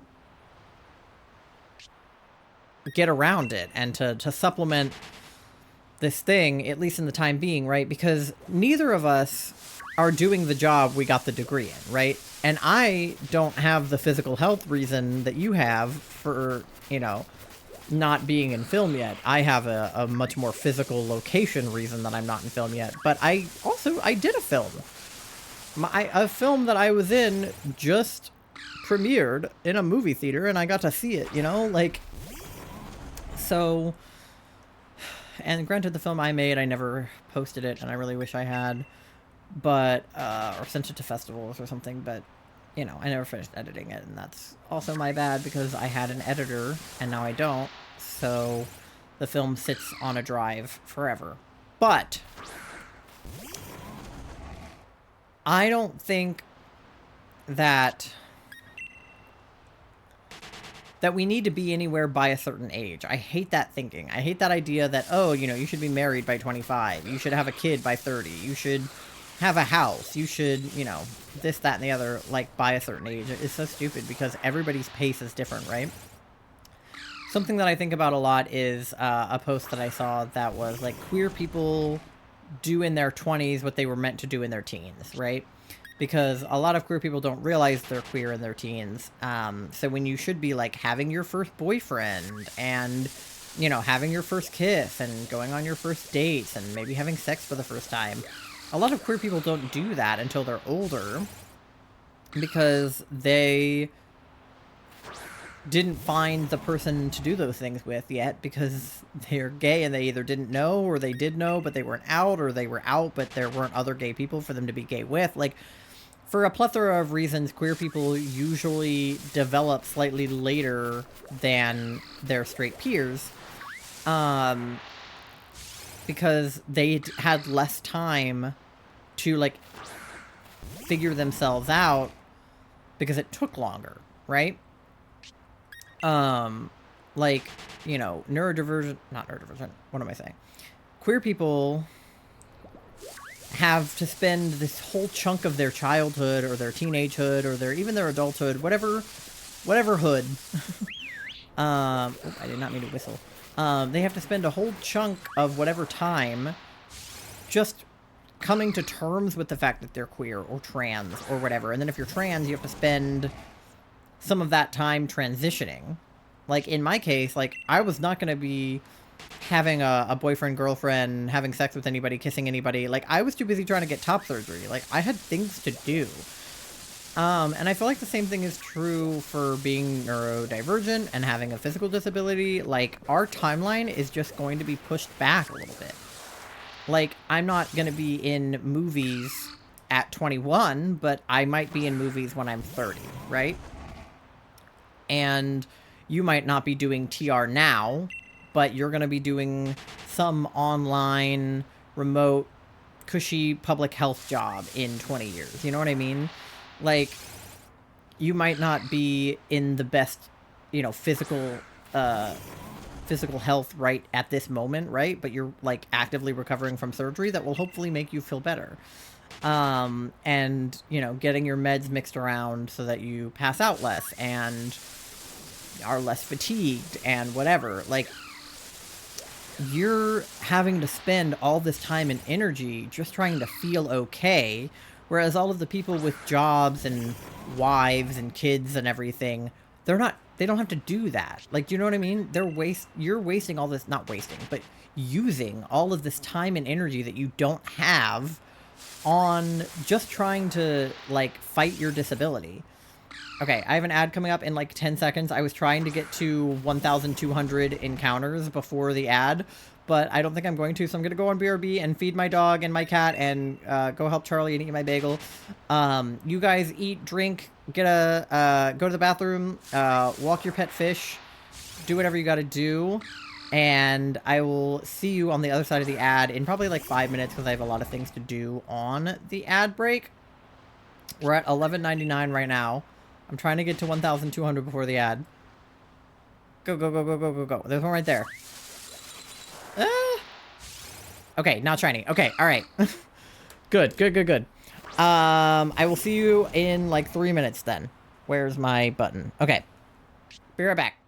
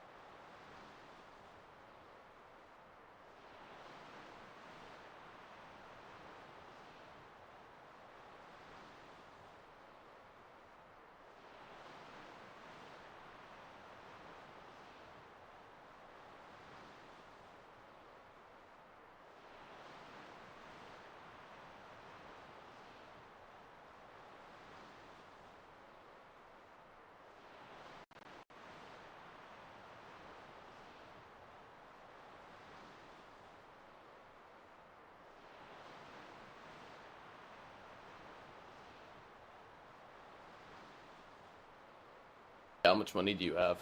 69 cents. You know what that means? I don't have enough money for chicken nuggets.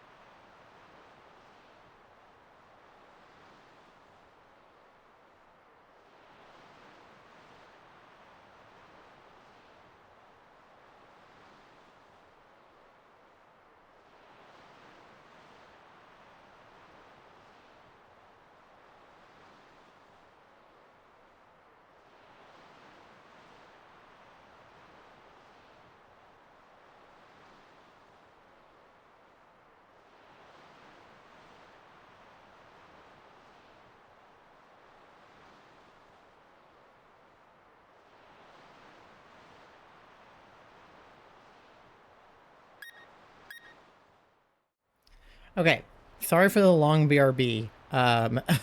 Mandy made a mess downstairs, so I had to deal with that. But let me check on y'all's checks. Chronic fatigue and a job to deal with appointments and meds and crap. Oh, being chronic fatigue is a job?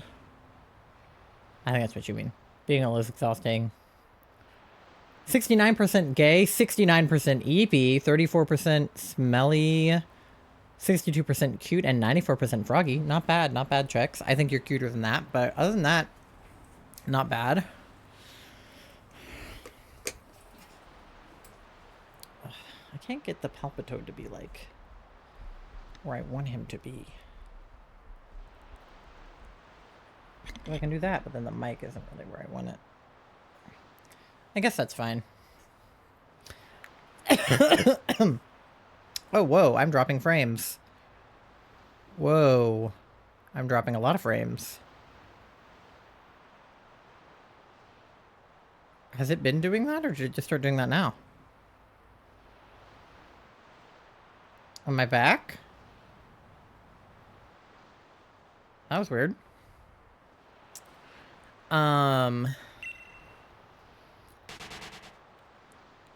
Anyway, I know that it can be...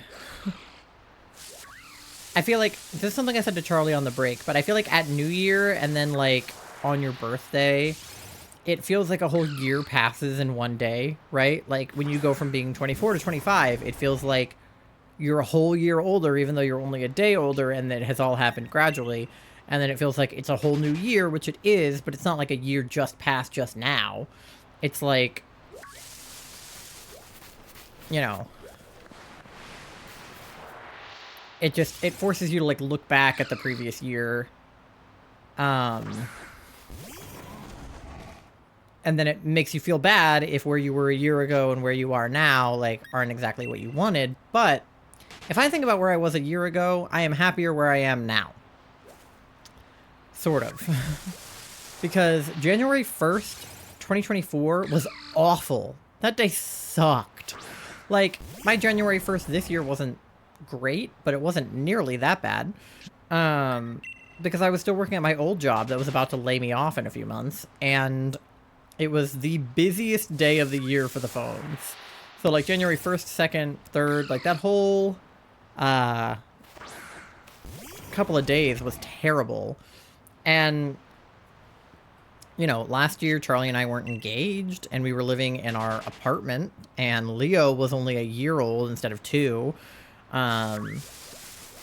And, like, even though things are bad now and things were bad then, things were definitely worse then. But in a lot of ways, they felt like they weren't that bad. I liked our apartment, and at least my job was full-time, and it was paying me more than my current job. But I hated that job. It was sucking the life out of me. So, I don't know. It's really hard to compare years. Like, because everything's not linear, right? Like, there are things that are better now and things that are worse now and things from last year that I wish I still had and things from, you know, last year that I'm glad I don't have anymore. And, like, it's a lot. Like, things change so rapidly and yet so slowly, and change at all is so hard for me. Like, as an autistic person, like, change freaks me out, like, way more than it should. Like, I can't even deal with, like, small changes, much less big changes, even good changes, right? Like, moving to this house, like, we love this house, but, but, like, it was so scary to move because it was just different than what I had been doing, and we're in a new place, and, you know, it felt like there was a lot going on. And then even just changing from being dating to engaged, it's like nothing has really changed, like, emotionally in our relationship. Like, I didn't propose because I thought that we had, like, reached a point emotionally where it felt like a good time to get married. I have wanted to get married to Charlie since, like, the day we started dating. Not really, but, like, pretty close. Like, I kind of had a feeling that if this relationship went somewhere, that this was going to be the one that worked out. Like, I had the feeling that if it lasted more than, like, a few months, that it was going to last a long time. And, like, I didn't feel that way about other relationships I had been in. I was like, this relationship, I give it 6 months tops, right? Like, which is not really a feeling you want to have going into a relationship, but, like, usually I go into relationships thinking, like, I mean, one of the things that scared me about going into a relationship is that you either date to marry or you date to break up. Like, those are pretty much the only two things that happen. You either are together or you aren't at the end of the relationship. And the idea of breaking up with Charlie is, like, actually horrifying. Like, actually awful. Like, actually terrible. Like, one of the worst things that I can think of, other than just, like, them dying. Like, the idea of being without Charlie in any capacity is one of my worst fears. It probably is my worst fear now. Like, it's one of those things where it's like, I mean, I have, like, nightmares about it. I'm just like, I literally don't know what I would do. Like, and, you know, I know that it would be okay eventually, right? Like, you know, oh, in a few years I'll find somebody else, or, you know, well, I'll get over it eventually. But, like, no. I don't think I would get over it ever, actually. Well, we're gonna get married? Exactly. Because that is the only solution. But, like, I didn't propose because I thought that, like, that it was, you know, oh, we've been dating for 3 years, we should get engaged. Or, you know, Charlie's about to turn 26, so they're gonna fall off their parents' insurance, so we should get married before then. Like, yeah, those are factors for sure. But, like, I proposed to Charlie because I wanted to. Like, because I wanted to give them a ring, and because I wanted people to look at it and be like, oh, like, you're engaged. And, you know, to be able to call each other fiance, and to be able to, you know, plan our wedding without being judged. Like, I'd want to get married regardless. Yeah, exactly. Like, I think that the whole, oh, you've been dating for this long, you need to get married thing is so stupid, because, like, people say, like, oh, if you've been dating for, you know, 5 years and he hasn't proposed, like, you know, he doesn't want you or whatever. It's like, there's so many reasons to or not to get married to somebody. And just because you don't get married doesn't mean that you don't want to be married or you don't, you know, feel a strong connection with the person.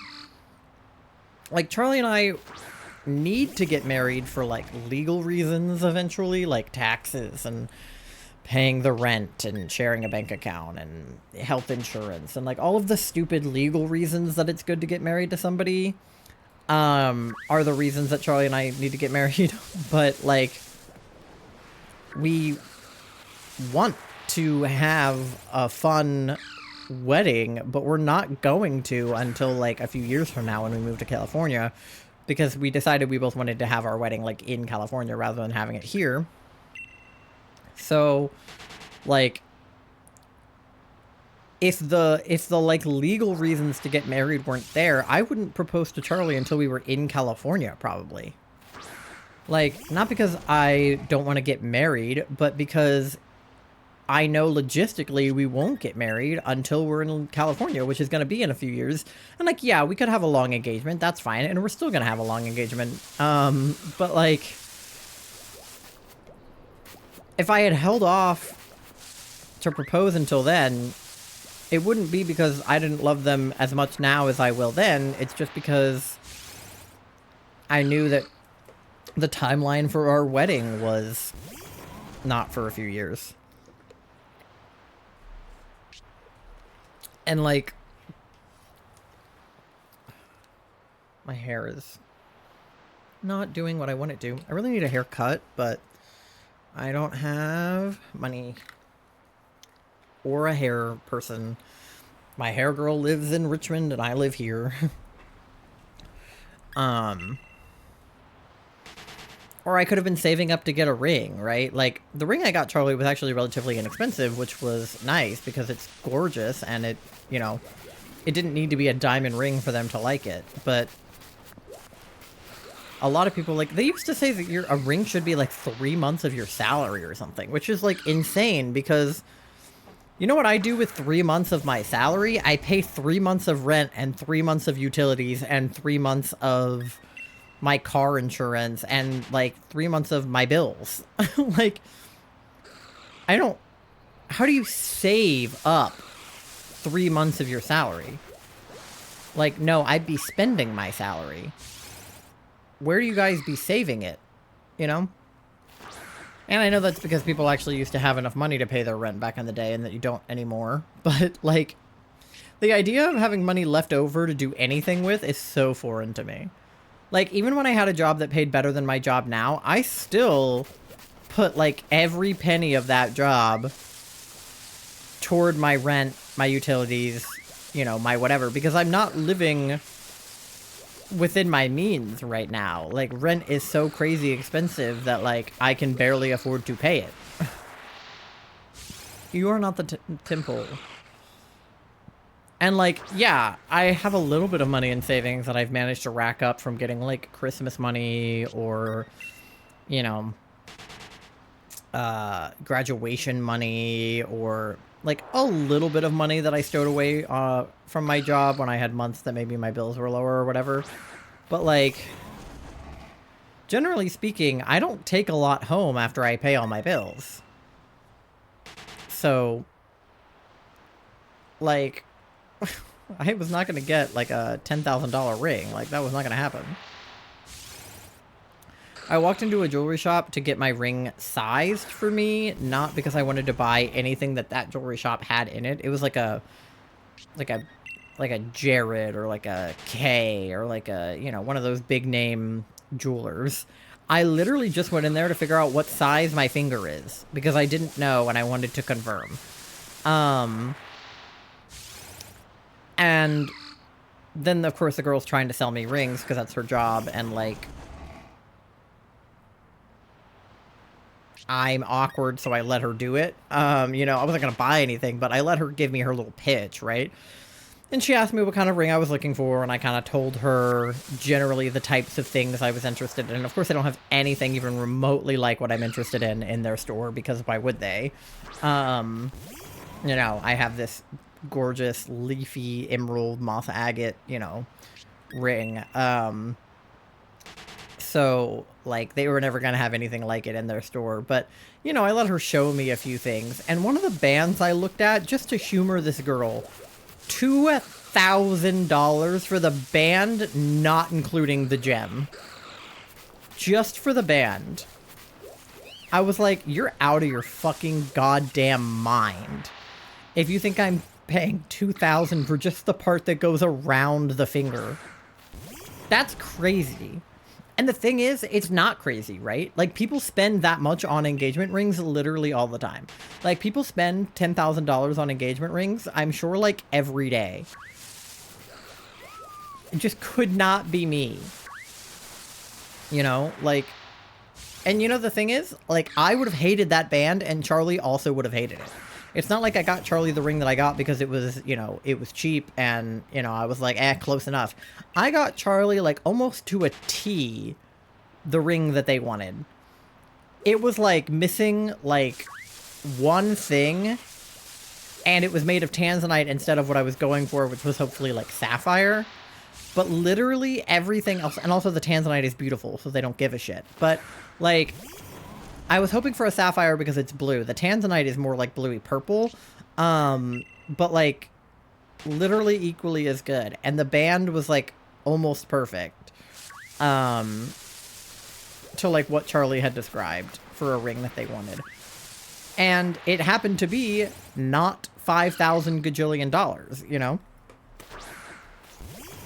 My back is like killing me for some reason. And I know it's probably just the way that I'm sitting, but...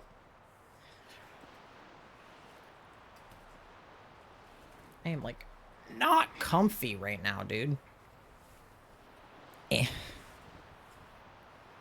Big stretch. I'm redeeming one for us collectively. Because my back was hurting. I can't, like, see my screen very well with the Palpitoad here. That's the only problem. I need him to be, like, over here so I can see. But then you guys can't see him. So, I guess... I mean, I could sit over here and, like... kind of tilt my body, but then I feel like I'm out of shot a little bit. There's just no good way to... I do not know how people get good stream setups, like camera setups. I genuinely don't know. Oh my god. Just as I got into a comfortable position and my fucking whole thing slid down. I really need to put this thing into the dryer. Because it's like super flattened out by me sitting on it. Okay, are we all comfortable, chat? I haven't made any guesses. I'm gonna guess... Are we on 12:30 now? Okay, I was gonna guess 12:24, but we're already past that. So I guess it won't be 12:24. 12:69.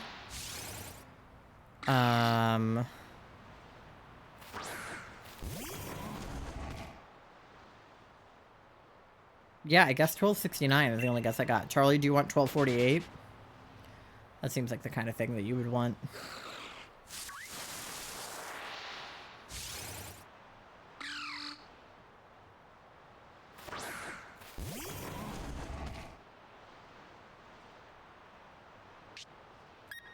Okay.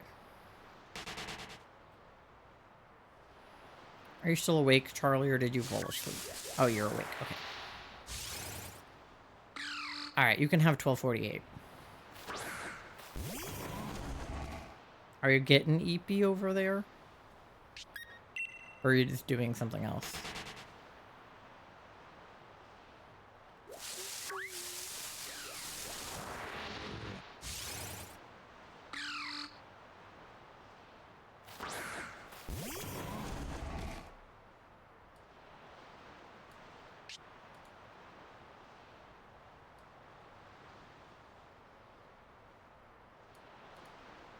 Okay. Oh, just texting? Okay, got it.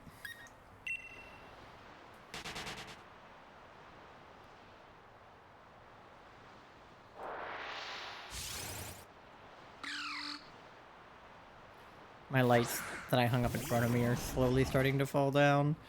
I only hung them up with, like, really, like, shitty tape because I ordered that new adhesive, but it won't get here till tomorrow, but I was impatient because I wanted to stream tonight, so I wanted to hang up the lights so that I could stream. Because without the lights, I am not able to stream. Like, it would be way too dark in here. So I need the new adhesive to come so I can hang those up. I also have to, like, stand on a chair to get them up there, so that's kind of a pain in my ass. But it's fine. And the ones over here are definitely falling down. Which is so stupid. Like, why did they come with adhesive that doesn't even work? I know it's because they're supposed to be screwed in, but, like, how is that renter friendly? Because it's not like, oh, it's just like 1 or 2 screws. It's 2 screws for every bracket. And there's, like, a bunch of brackets. It would be way too many screws.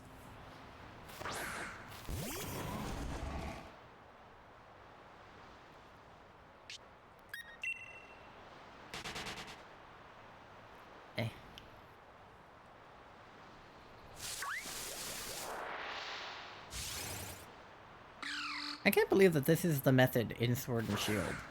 Like, this feels very much like a... Ty! I have to use the bathroom, but getting up is an ordeal. Yeah. Welcome in, Ty. Happy 2025. I hope you're having a good day so far. Year so far. Yeah, Charlie had hip surgery, so they're on crutches right now. And they have, like, a whole ass hip brace that they have to put on to keep their hip in the right place.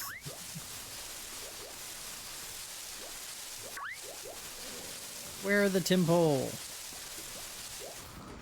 Show them to me. Hi, Charlie.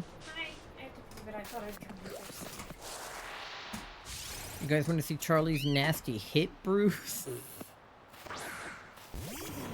I heard, and so I figured that getting anywhere must be a nightmare. Yeah, it definitely is. Hi. See how my lights are falling? Yeah, no, I'd rather it be those ones because I hung them up with tape. If it was the ones I hung up with adhesive, which granted they have fallen down, but yeah, I have to, like, drag myself to the edge of the bed and then use the crutches to get up. Yeah. I literally, like, screamed and cried about these lights earlier, so... You know what? You're so real for that. I was just already, like, that was just, like, the tipping point. I already had a lot going on, and, like, the one thing that I needed to happen was just not happening. It was just, like, the lights going up. And they are up, and you can't even fucking see them. Like, oh no, Ty, are you sick? They don't even make... Virus. Oh no. They don't even make the background all that green. You okay? Yeah, I just shifted. So far, my 2025 has been me stuck alone, isolating myself and spending lots of time in bed, sick with a virus. Oh my god. Well, we're both in bed. Yeah. Yeah, Damn. my hip bruised up quite nicely. 2025 has not been a good health year, it seems. And it's only been like 3 days. Guys. Well, listen, my surgery was technically in 2024, so... Yes, but all of your recovery from your surgery has been in 2025. All of the feeling the results of your surgery have been this year. The day of your surgery, you were mostly 5. Yeah. With a nerve block and anesthesia. That video I took of you and put in the Discord is so fucking funny. First time I've been sick in over a year. Damn.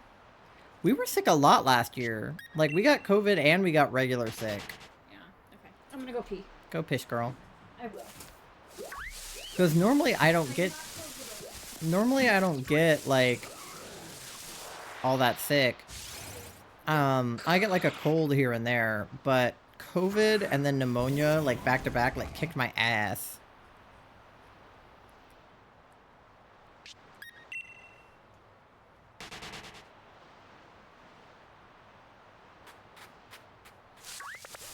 Oh god, my lights just fell down more. No!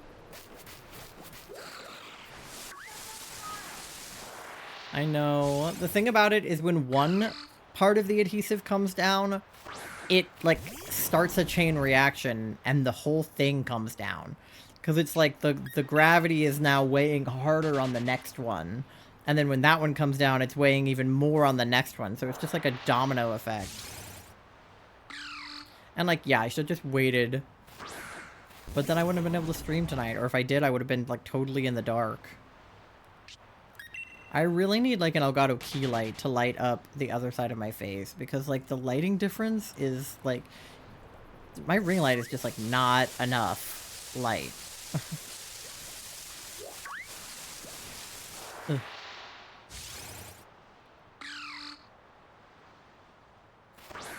Can these guys be, shiny? Yeah, I hope you feel better, Ty. I realize I didn't say that, but I thought it in my brain.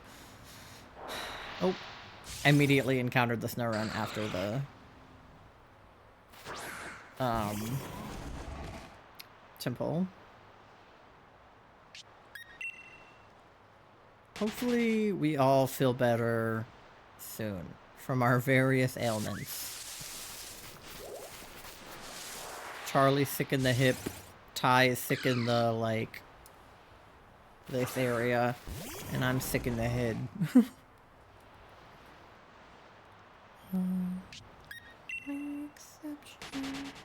Oh, the next one is 1248, Charlie. Alright, well, I'm going for it. He was normal. Ty, do you have any guesses for the shiny? Charlie guessed 1248, which obviously it wasn't. I guessed 1269. Charlie guessed 2000, yeah.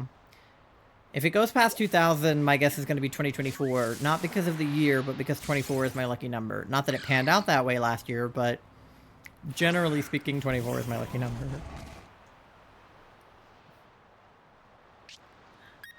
But we probably won't get to 2000 for a while. You don't have any guesses before 2000? What about like 1448?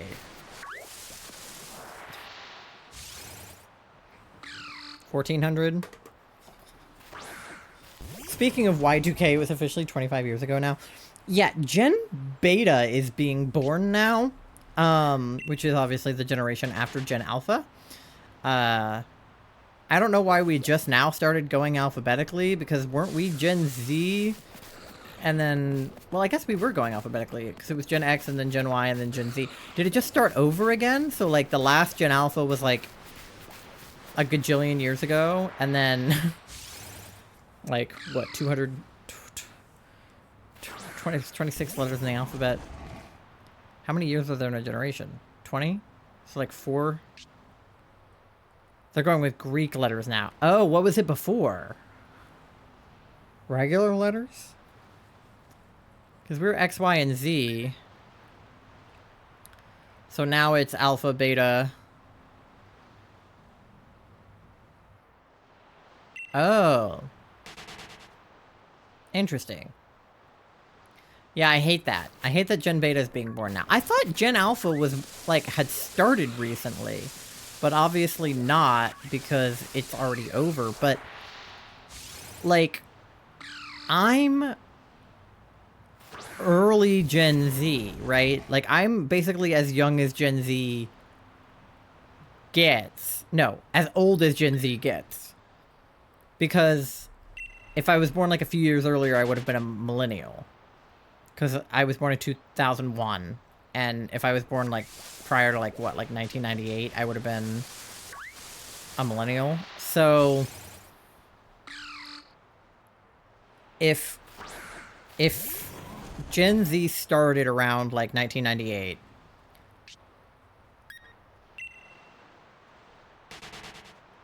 then when did Gen Alpha start? I guess 20 years later is what, like 2008? And I guess 2008 was just a while ago now. Ugh. 2017 was...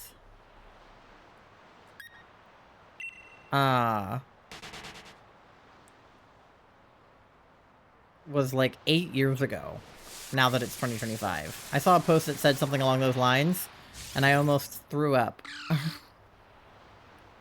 Leo might want to come in soon, occasional bark in the door. Okay, I was just going to let him in on the next ad break, but if he gets more aggressive, just let me know. He might be cold, I don't know. There's like snow out there. But he was barking at the door earlier today and then didn't want to come in, so I don't really trust him. When is next ad break? In like 15 minutes. But I can let him in earlier if you need me to. Lyrics that mean nothing we were gifted with. He should be fine till then? Okay. Yeah. My plan was just to do that, but... And just give him cheese. Yeah. Thank you for paying your daily loan, Ty. You're at 1,300 bells. Let's go. Mid-millennial, basically the halfway point. Yeah. Because one of my millennial friends, he's like 10 years older than me, like almost exactly. He's like within a couple of months. 'Cause he was 91 and I was 01. 3/5 of the way to VIP. Is that your goal? Do you want to redeem for VIP? I don't have a lot of VIPs, so I feel like that would be an achievable goal.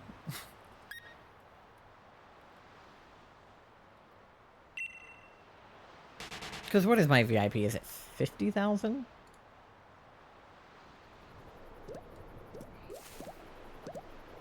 Yeah, 50,000. I've seen some people make it like 100,000. I don't think being a VIP in my chat is worth that much. I'll up it if I run out of VIP slots. I'm at 30k now? Oh yeah. I mean, that's basically like...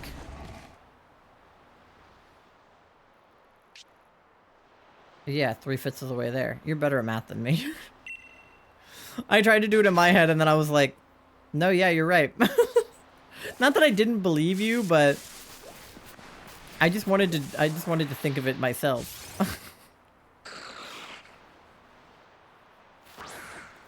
But 30 out of 50 is quite literally 3 out of 5. So that's not even a hard fraction. In my brain, I was thinking, well, 30k is like 1/3 of 90k, which is almost 100k. So then I was like, it's like a little... I was like, it's a little less than 1/3. And then I was like, so it's like half of that, which is just 3 out of 5. As if it's not just 30 out of 50. I'm just a little bit dumb in my head. I overcomplicate shit. Like, why did my brain a little less than 2/3? Right, right. which is where I got to. I was like, you're almost at 2/3, because I was like, you're at 1/3 of 100, which means you're at 2/3 of 50. But like, I didn't need to do all of that. I always did math in a way that was weird, but not technically wrong. Like, a lot of the time I wouldn't get to the right answer just because I'm bad at math, but there are a lot of times where I would get to the right answer, but just in like a real convoluted kind of way. I would do something like 30 out of 50 is 3/5, which is the correct way to do that math, and instead I go, well, 30 is 1/3 of 100.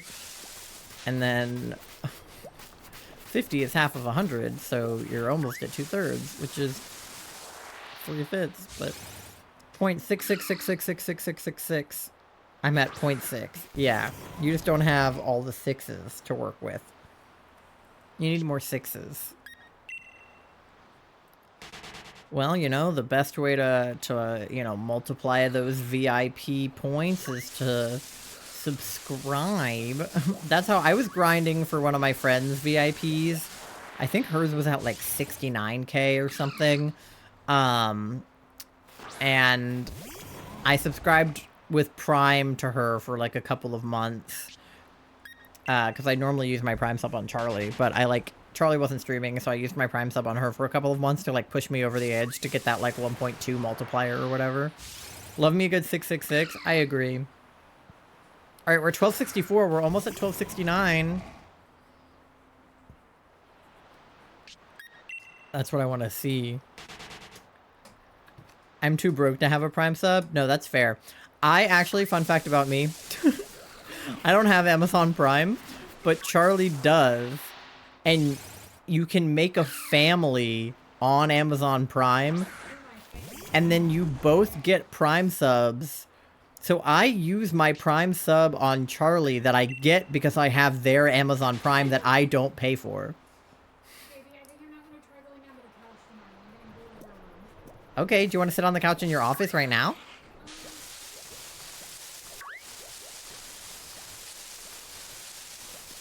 You can say no. Okay. Okay. Well, I'm gonna be at work, so maybe you and Gigi can sit out somewhere. But yeah, I literally get a free sub to Charlie that gives them money that I get from their Prime that they pay for that I don't pay for. And they get their own Prime sub from having the Prime account that they do pay for that they Prime sub to me. So Charlie and I give each other money without spending money, other than the fact that Charlie has Amazon Prime. But we need Amazon Prime because if I wanted to get those light strips tomorrow, I needed Amazon Prime or I was going to have to pay like $10 for shipping.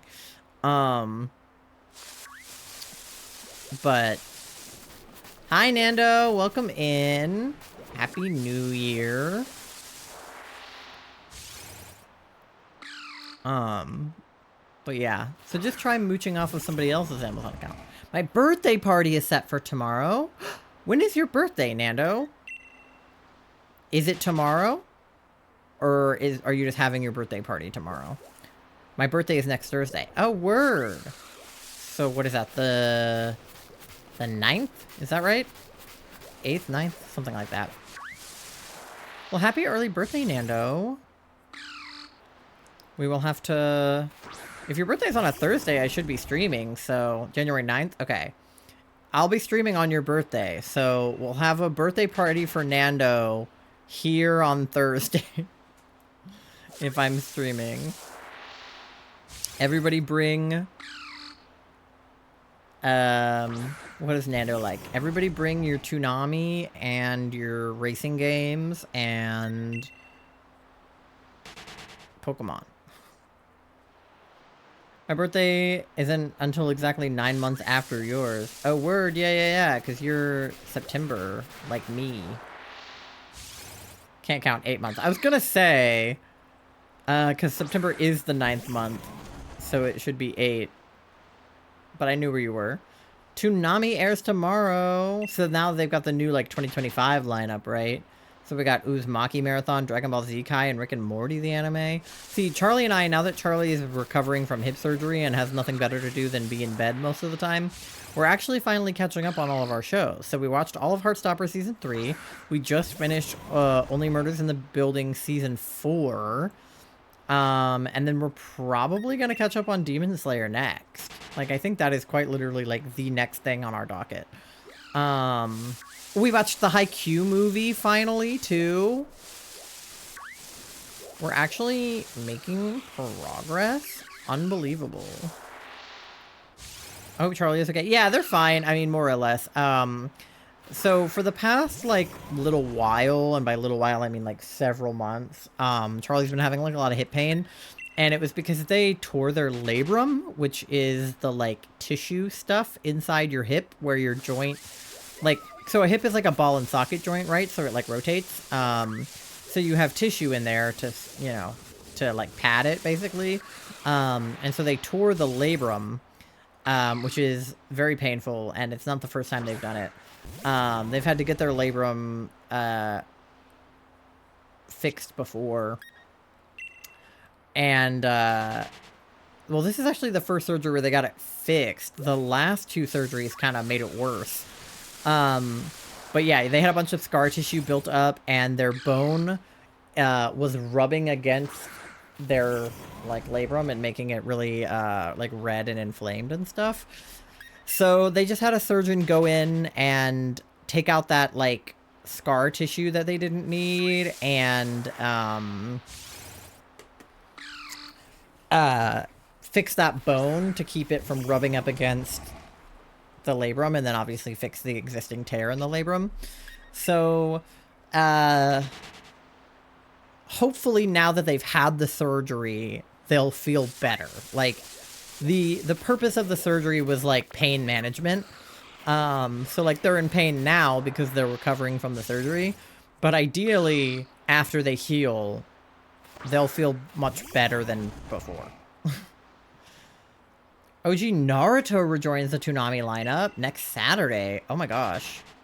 I've kind of always wanted to watch original Naruto, but like that's one of those shows where I'm like, I don't even know where to start with it. It's like trying to sit down and watch the Pokemon anime or like One Piece. It's like, where do you even begin? Other than obviously the beginning, but like, I showed that I was almost born on my mom's birthday, right? Missed it by 2 days. I don't know if you told me that or not. I feel like maybe, because we talked about your birthday when it was your birthday and also my birthday. Like, we talked about it somewhere between your birthday and the subathon. But I don't remember if you said that or not, but that's so funny. So is your mom 2 days before or 2 days after you?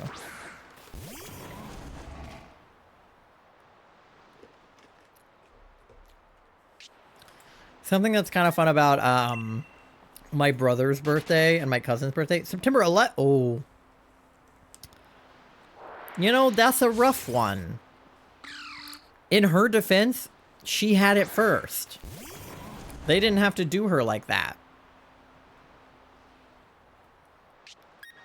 They didn't have to do her like that. See, I was born directly after 9/11. So, like, if I had been born even a little bit too early, I had a very potential chance to be born on 9/11/2001. I don't think I would ever live that down if that had actually happened. Like, I barely can live down having been born a couple weeks later. Can you imagine if I was born a couple weeks early? I don't think I'd ever live it down. But yeah, it definitely sucks for all of the people that were born on 9/11 prior to 2001. And then something that also is, like, kind of unfortunate is, like, anybody named Osama prior to that, like, prior to, like, you know, like 2008 and all the Osama bin Laden shit, is, like, because, you know, Osama's not a super common name for people here in America, but it's not that uncommon of a name over there. So if you're named Osama, you're probably Middle Eastern. Like, you're probably not a white person named Osama. So just to be like, it would be like, well, granted, this happens all the time, right? But it's like a white person named John being like a serial killer, right? Which, again, it happens all the time. Ted Bundy, like, his name is Ted. That's a very common white man name.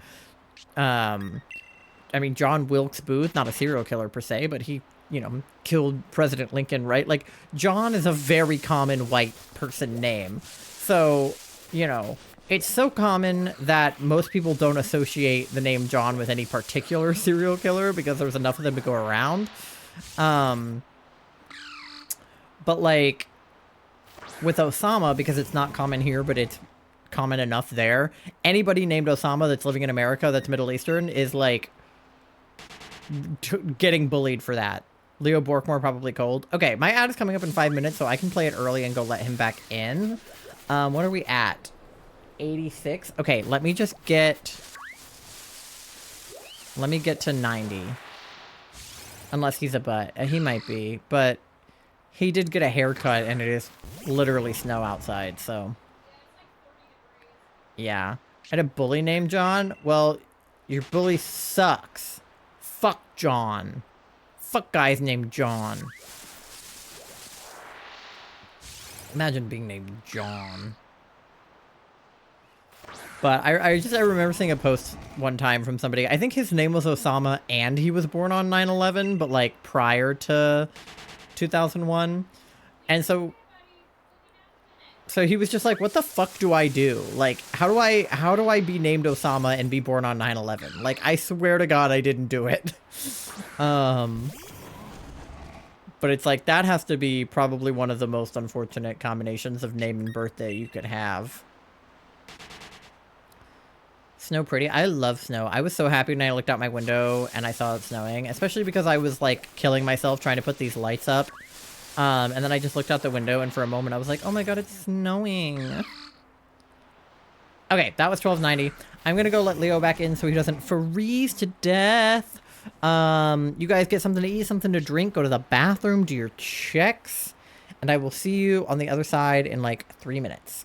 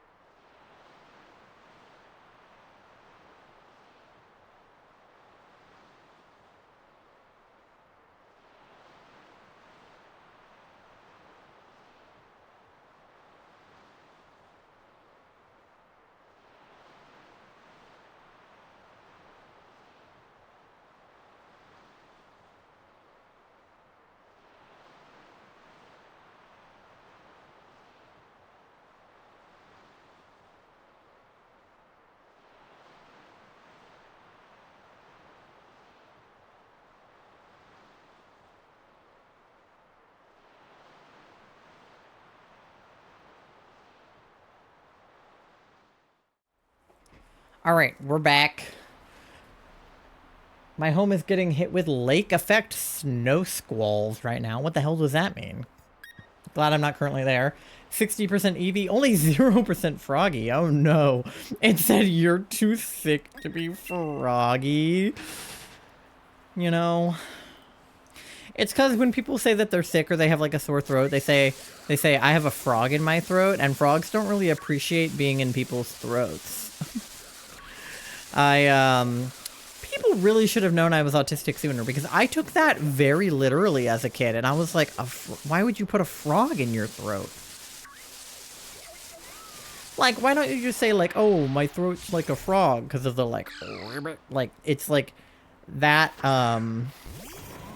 you know, is why people say that. So why don't they say, like, oh, my throat feels like a frog's, instead of saying I have a frog in my throat? Like, I know the idea is that the frog is sitting in there also ribbiting, but, like, what? Oh, I ran right into that guy. God damn it. But I took that very literally as a child. And I did not appreciate the people putting frogs in their throats.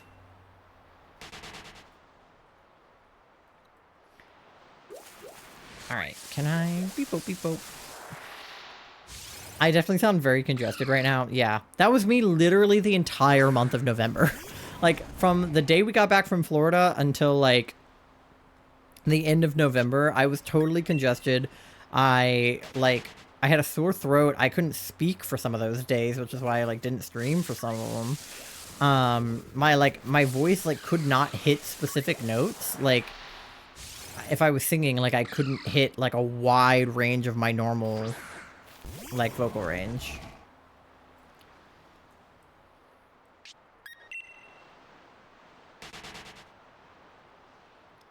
I still did not figure out what my odds for this hunt are. But we're almost at 1,300. And I don't know what that is in comparison to having Shiny Charm and having, like, defeated a certain number of them. I'm still waiting for you to gender Pisces. Yeah, I had to refund those bells to you because I, like, was too sick to sing it, and then I just never did, and I felt bad, so I gave you your money back. But I should learn it now that I, like, can sing again. I should do it. I'll do it for you free of charge since I had to refund, but... I forgot about that because it was so long ago now, but I should do that. I have to listen to the song again because I don't remember how it goes. It's a lot easier to do karaoke for songs you know. I should just wing it and do it without knowing it at all. Just pull up a karaoke for it and just go nuts. I definitely should not do that. That would be awful. I mean, it's going to be awful regardless, but it would definitely be awful if I did that.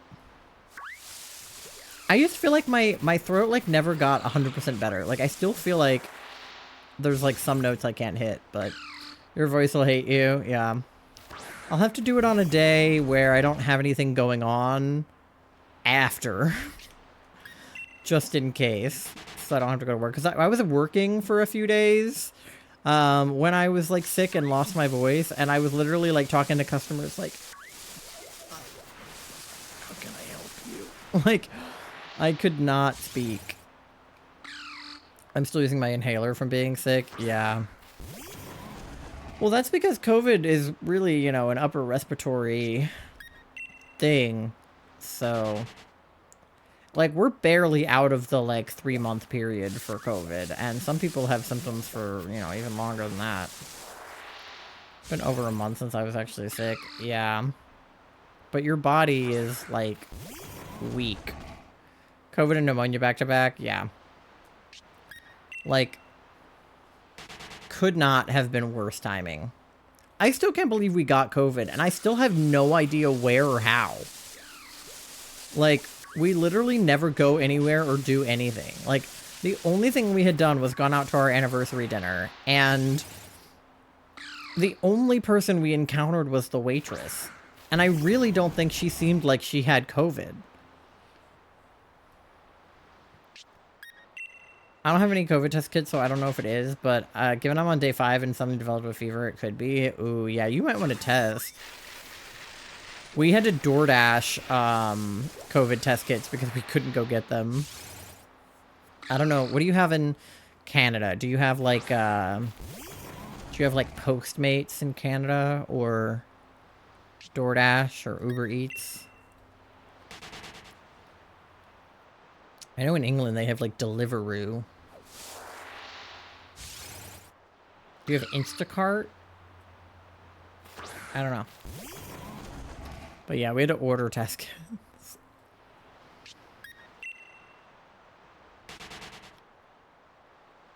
We Instacarted some meds, tests, and various food. Yeah, we got like Gatorade, like cough medicine, cough drops, and like test kits.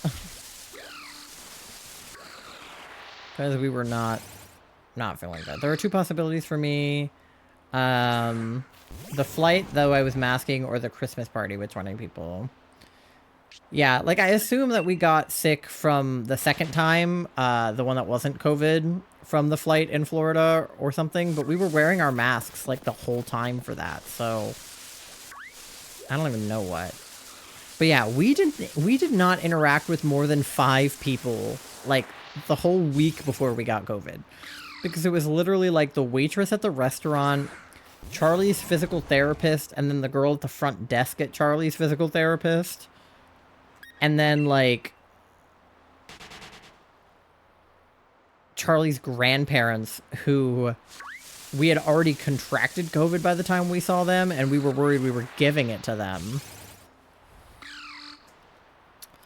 But, yeah, I have no idea. I wish my immune system was better. Yeah. My immune system, at least before COVID, was fine. But... Oh, this guy's got aura. But he's not shiny. I end up picking up things and giving them to you. Yeah.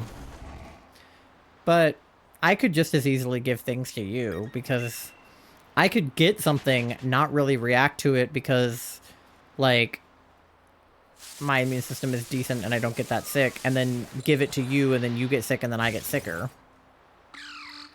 It's like when parents and kids pass around whatever the kid picked up at school, it gets to the parent, and then the parent passes it to the wife, and the wife passes it to the kid. Like, be a silent carrier? Exactly. It's just one of those things where it's like, even if my immune system is fine, it's still, like, not good for Charlie. I mean, COVID literally put Charlie in the hospital for, like, multiple days. They had to go to the ER twice. To the point where when I put that video on my Instagram story of Charlie after their surgery going, Happy New Year's, I had so many people in the replies being like, is Charlie okay? Are they in the hospital again? And I was like, yes, but it was planned. Also, technically it's a surgery center, not a hospital, so it's fine. But, it was just like, I promise they're okay. We meant to be here. It's on purpose. Because there's just been so many times that Charlie went to the hospital that it wasn't on purpose. Like, it was on purpose that they went, but not on purpose that they needed to go.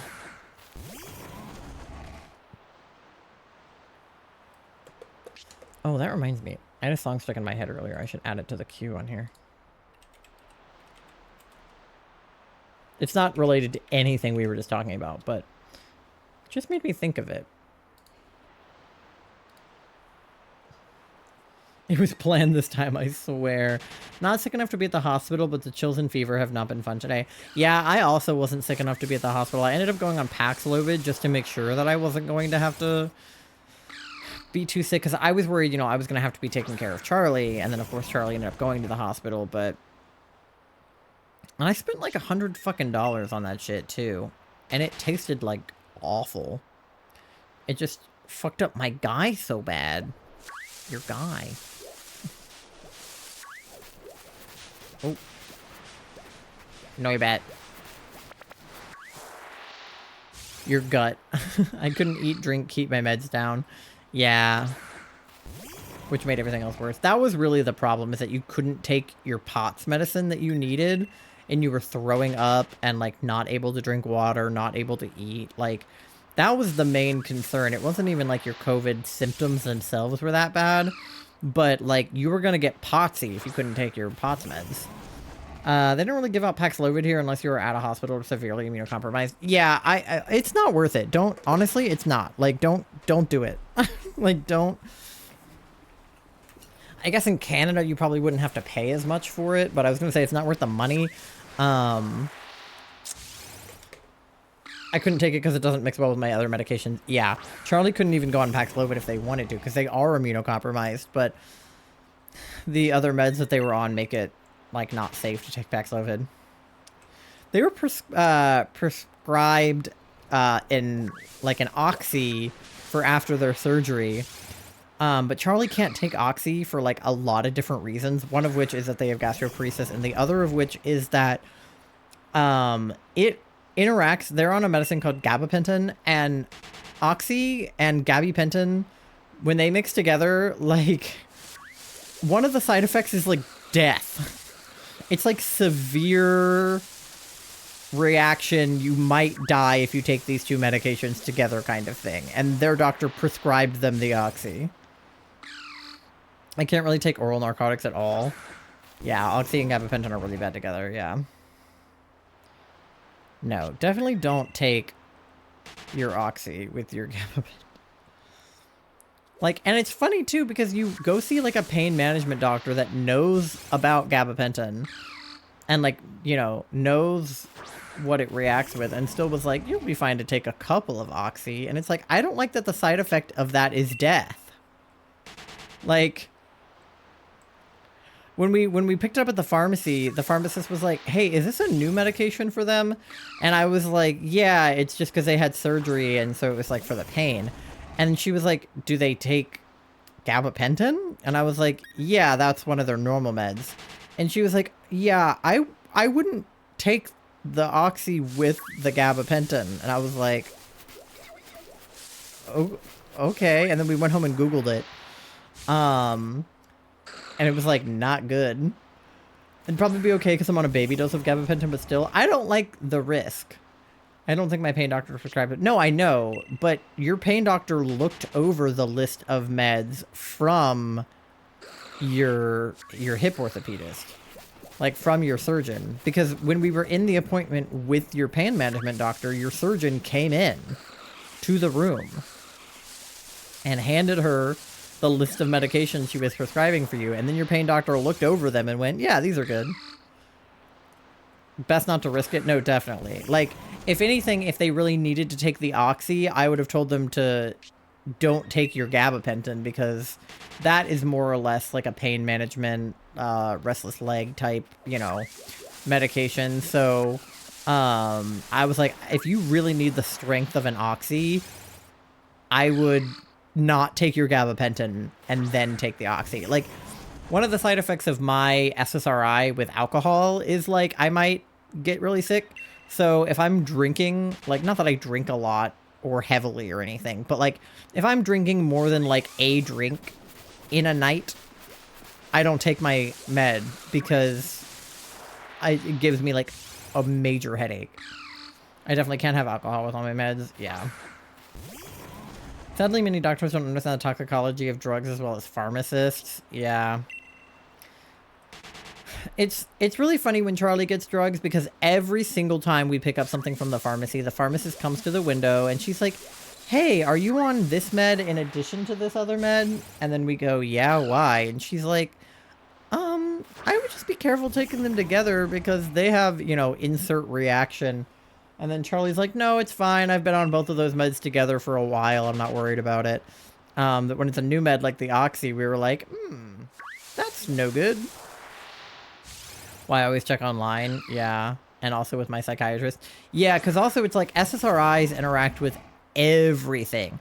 Like, I swear to God, you put in any drug with an SSRI and it's like, you might get serotonin syndrome. And it's like, yeah, because the drug is giving my brain serotonin. Like, that is actually the purpose. But it's like, you don't want to have too much serotonin. And it's like, why not? Why can't I have joy? So, you know, big props to my psychiatrist and her knowledge. Yeah, you really have a really good slew of some of your doctors. Like, your therapist is really good. Your psychiatrist is really good. I mean, your pain management doctor is pretty good. Your old cardiologist was really good for a while. Like, a lot of your doctors are very knowledgeable and, like, good. I'm on epilepsy meds, so trying to find an SSRI is a nightmare. Oh my god, yeah. No, I can't even... That's why I'm only on my SSRI and not on anything else, because it's just, like... It's just for my, like, anxiety and my depression, so, like, if I miss a day, like, I'll live. We ended up giving up on getting an antidepressant because I was so incredibly sensitive to the ones we could try. Yeah. Because that's the thing, it's like, whatever health condition probably ends up, like, trumping the, you know... Oh, I get sad sometimes. You know, it's like, as long as you're not, like, about to kill yourself, it's like... Would you rather have, like, a seizure from epilepsy or be a little sad? And it's like, I guess be a little sad. Counseling more effective than meds for me? Yeah. See, with me, I'm on a very low dose of Lexapro.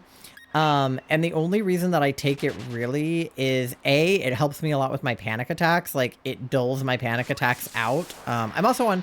Technically, I'm on 2 SSRIs, but the other one is only, like, as needed for my panic attacks, which I don't really have as much anymore. I had one the other day, I guess. But, my what's it? Is it hydroxyzine? I'm on, like, that for my panic attacks. But the Lexapro really just kind of helps, like, my panic attacks not happen as much. And then also, like, I get really anxious, like, while I am sleeping, which is just something that I, like, cannot control. So I take it before bed so that I'm not as anxious while I am asleep. Because therapy was useful-ish, but the problem with being autistic and going to therapy is that you're already very self-aware. Like, your therapist will be like, and why do you think that you do that? And then I'll be like, oh, well, it probably stems from insert childhood trauma or reason from my parents or thing that happened to me when I was younger. And then the therapist is like, oh, well, that was my job to tell you why I think it was happening, but you already know. And it's like, yeah, I understand why I'm feeling the way that I feel. I just don't want to feel this way anymore. And that's the thing that they can only help so much with. Because they think that you being aware of it will help, and it doesn't. I need a mix of meds and therapy because my OCD needs meds to be manageable. Yeah. Because OCD is one of the things where it's like the intrusive thoughts. It's like, you can go to therapy to know what to do when you get them, but the meds help you get them less, or get less bad ones. I like that my depression is mostly caused by my PhD, because all roads lead back there. So it's something I've been able to better manage by dropping down to part-time. Yeah, well, hopefully once your PhD's over, you'll feel better. Been in therapy for over a decade. Yeah. But your therapist is, like, very good at, like, giving you the information that you, like, need. Not that my therapist wasn't good, but I felt like I talked in circles with him a lot. And I think that was just because of the combination of autism and ADHD happening between the two of us. But, like... He wasn't a bad therapist. Like, he was a nice guy, and he was a good therapist. I mean, decent enough. But it didn't feel like we were getting anywhere after a while. Like, he did some things that were helpful, and he gave me certain coping mechanisms I still use. And, you know, like, it wasn't a completely useless experience for me to be in therapy. Like, I did learn some things from being in therapy. But it got to a certain point where I was like, we've had this conversation before, and I really don't feel like having it again. Because it's like all roads lead back to the same thing for me, too. The concussion was a big one that impacted my depression, too. Ooh, yeah. Concussions are crazy. Like, the things that a concussion can do to you.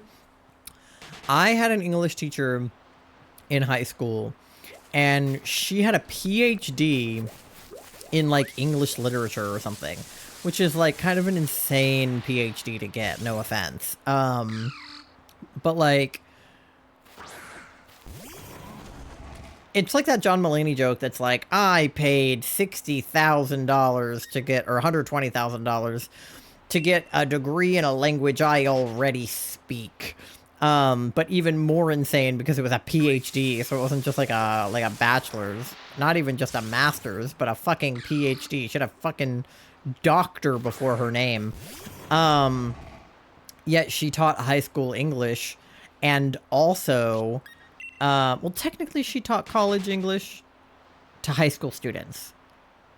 But regardless, she had, and I shit you not, I don't think I'm exaggerating, I think at least 10 concussions. I might be wrong, because that was all just, like, what I had heard, but it wasn't really a rumor. Like, the number might have gone up as it was spread around, but the truth of the matter is she definitely had a lot of concussions. And you could tell, because sometimes she would just, like, just lose whatever, like, train of thought or whatever, like, concept, like, it would just, like, go.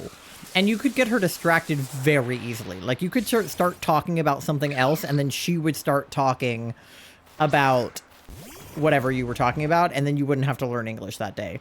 One time, me and my friend Natalie organized her purse for her because she spent so long looking for one thing in her purse that we were like, how messy is your purse, Dr. Insert her last name? And she was like, I don't know, I don't think it's that messy. I clean it, you know, every now and then. And we, like, dumped her whole purse out, put everything back into it, gave it back to her, and, like, the next day it was already, like, fucked up again. And we were like, girl. I was talking with my therapist recently that if it weren't for the concussion and the self-reflection I did while on medical leave, I never would have gone to figure out my sexuality and aromanticism and gender identity. Yeah, it's like how for a lot of people, I call them like COVID gabies, which is people that figured out that they were gay because of COVID and because of just having enough time to reflect during quarantine. Like, there are so many gabies and like gay or like trans baby, but not actually babies, just like new to being trans people that came out of the pandemic. Like, literally Charlie. Like, I think they would have figured it out regardless because they were thinking about it prior to COVID. But Charlie definitely had time to reflect during COVID. I've noticed that after going back on epilepsy meds and after the concussion, my mental sharpness has been impacted. Yeah. I feel like mine has decreased for I don't even know what reason. That's what pisses me off so bad, I think, is that when I was a kid, I had, like, really sharp memory. Like, I could remember, like, you know, in pretty good detail, like, things I had read and things I had seen. And, like, I was good at names. I was good at faces. You know, I was reading at a college level. I was good at math. I was good at science. I was good at English. Like, and I'm still good at some of those things, but, like, I feel like I'm less intelligent now in some ways than I was when I was, like, literally, like, 12 years old. I feel like I knew more things at 12 than I remember now. Like, obviously, I know more things now that I didn't know when I was 12, but I feel like I don't remember a lot of the things I knew when I was 12. I think I was a smart 12-year-old. I think I'm a relatively, like, mid-average, like, 20-something-year-old. I had very good recall as a kid. Yeah. It was, like, so good. I started thinking about it a lot right before COVID happened, then really went deep into it and had time to reflect during all of that. Not now. Yeah, no, me either. I miss having that, like, autism child prodigy thing where everybody was, like, so impressed by you all the time. Because now I feel like I don't impress anybody with anything. It's like, I feel like, I don't know. I definitely think COVID had a lot to do with some of it, because I definitely got dumber during COVID because I was taking online classes and not in-person classes, and I would just kind of, like, not cheat my way through them exactly, but, like, you could have the answers right in front of you for online tests, so it's like, you don't need to study because it's all online.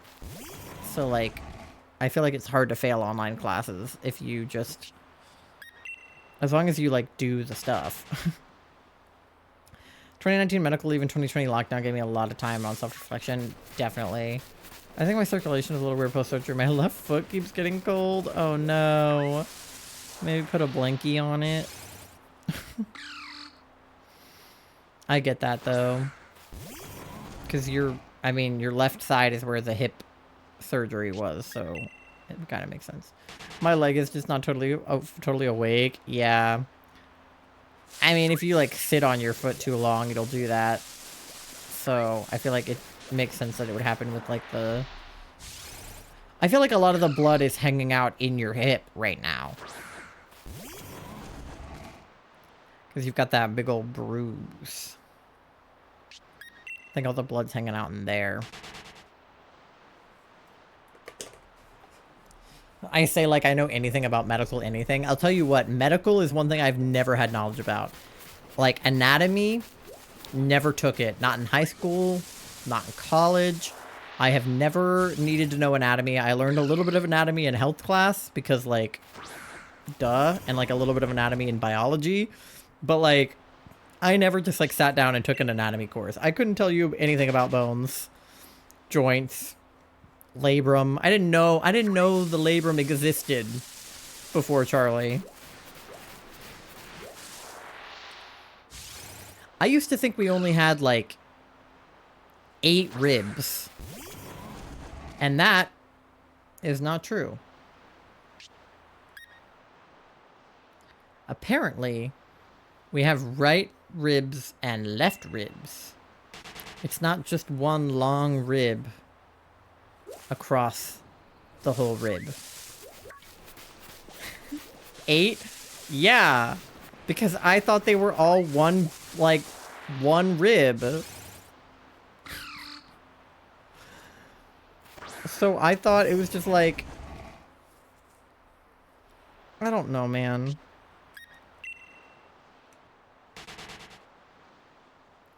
I also used to think that women had less ribs than men. That was because I, like...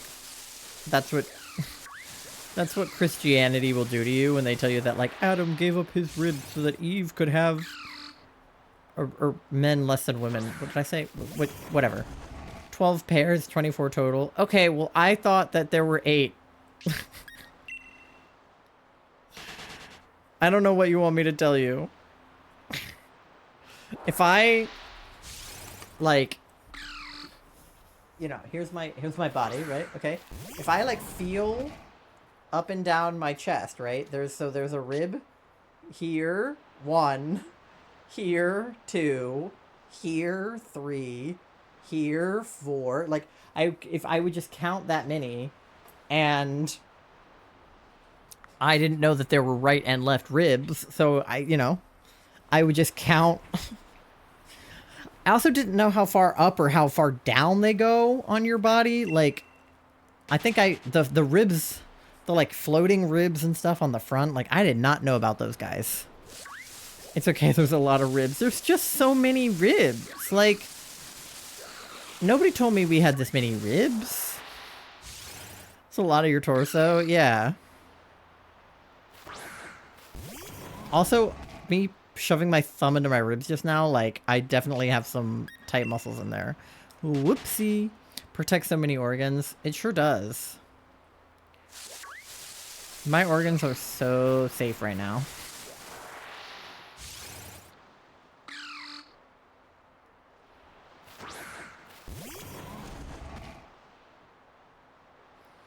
But that's what I'm saying, like, I didn't know anything about anything. Don't ask me how many vertebrae we have. Couldn't tell you. I know about the C1 and the...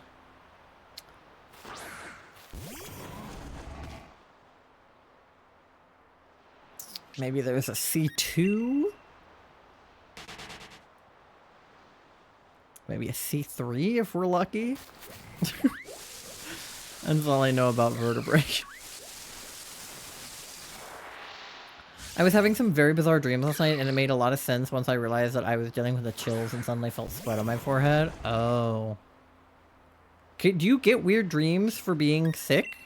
I had an insane dream. 2 insane dreams. Back to back. I actually didn't have one last night, I don't think. But January 1st, January 2nd, I woke up from like the most insane, not the most insane, because I've had some fucking insane dreams, but like really out of pocket dreams for me. Some of the weirdest dreams I've had have been when I was sick. Yeah. I wonder what your brain is doing to you when you're sick to make that happen. Because I don't think I'm sick, fingers crossed. But I definitely had a whack-ass dream the other night. Weird-ass fever dreams. Is that what they're called? Fever dreams? Because you have weird dreams when you have a fever? But then why do people say that their fever dream is like something that they... No, that's a pipe dream. A pipe dream is when you're like, that'll never happen. It's just a pipe dream. A fever dream is just a weird dream? Is that what people like? It felt like a fever dream because it was like a weird situation. Interesting. So what's a pipe dream? I know I just said it's like when you have a weird dream that like, not a weird dream, but like a dream that you don't think you can accomplish. But why is it a pipe dream? If a fever dream is because you have a fever, what kind of dreams do you have because of a pipe? Is it because you smoke a pipe and then you have a dream and... I had a dream. Why did I like turn into Martin Luther King Jr.? Anyway, gotta go. I'm gonna... Bruh. Thank you, Charlie. Oh God. I don't know what just happened.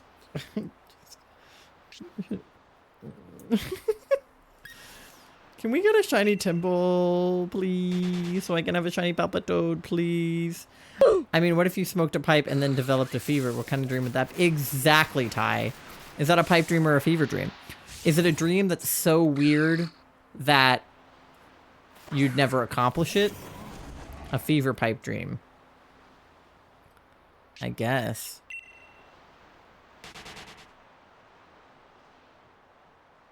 I always think that the vessels for smoking things are really funny to me because I don't know anything about smoking. I've never smoked anything ever and I don't plan on it.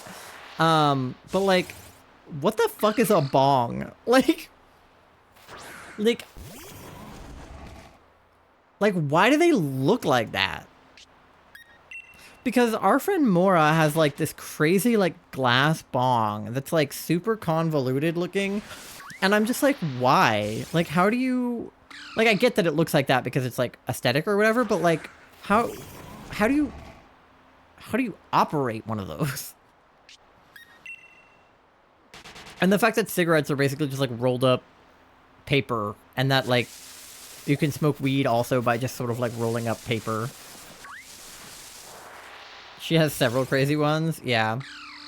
I mean, listen, I love like a novelty bong from Spencer's, right? The ones that are like dick shaped or whatever. I get it. That's funny. Haha. But like, I don't know.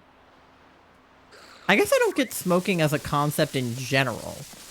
Like, why we decided to inhale, is it just because it just like, it hits you faster that way? I tried an edible once and I felt like I was floating in space and freaked the hell out. Never tried that again. See, I want to try an edible because I'm too afraid to smoke, but I kind of want to know what it's like to get high just because I've never been high. So I feel like an edible would probably be the good route for that. And also edibles are so often in things like gummy bears and brownies, which are like two of my like favorite sweets. Like brownie is one of my favorite desserts and gummy bear is my favorite candy. So like, but that would also create a problem because the number of gummy bears that I normally eat in one sitting is all of them, and I can't do that with weed. But every time I've been like close to weed, I have been anxious. And I'm worried that getting high, I would have an anxious high rather than a calm high. Because everyone's like, oh, like, I smoke because it helps with my anxiety. Like, it actually calms me down. But then some people are like, I get, like, panic attacky when I smoke. And I don't want that to happen. How are you doing today? I'm like, good-ish. I had kind of a bad day, but not because anything particularly bad happened.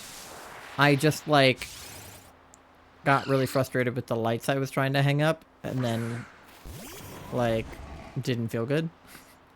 I won more online matches of Need for Speed, Hot Pursuit Remastered, and Need for Speed Unbound. Great job in Pokemon. Thank you. I mean, we haven't found the shiny yet, so we're not doing that great of a job. But hopefully we'll get him. If not today, soon. But I'm definitely having a better day now that I'm streaming than I was having earlier. I think I just needed to get out of my, like, head. Sometimes I go a little psycho. I've been high like 3 times. I either pass the fuck out or panic. Yeah, like, if it really did calm me down, like, maybe I'd consider it, but I just feel like I'd panic. I also don't feel like it's worth it to calm me down. Because, like, weed is not cheap. But I don't know, I'm gonna sleep. Good night. Good night, Nando. I hope that you have fun at your birthday party tomorrow.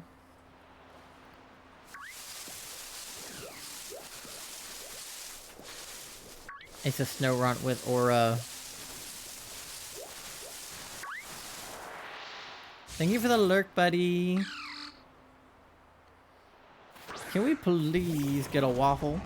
By waffle, I mean shiny temple.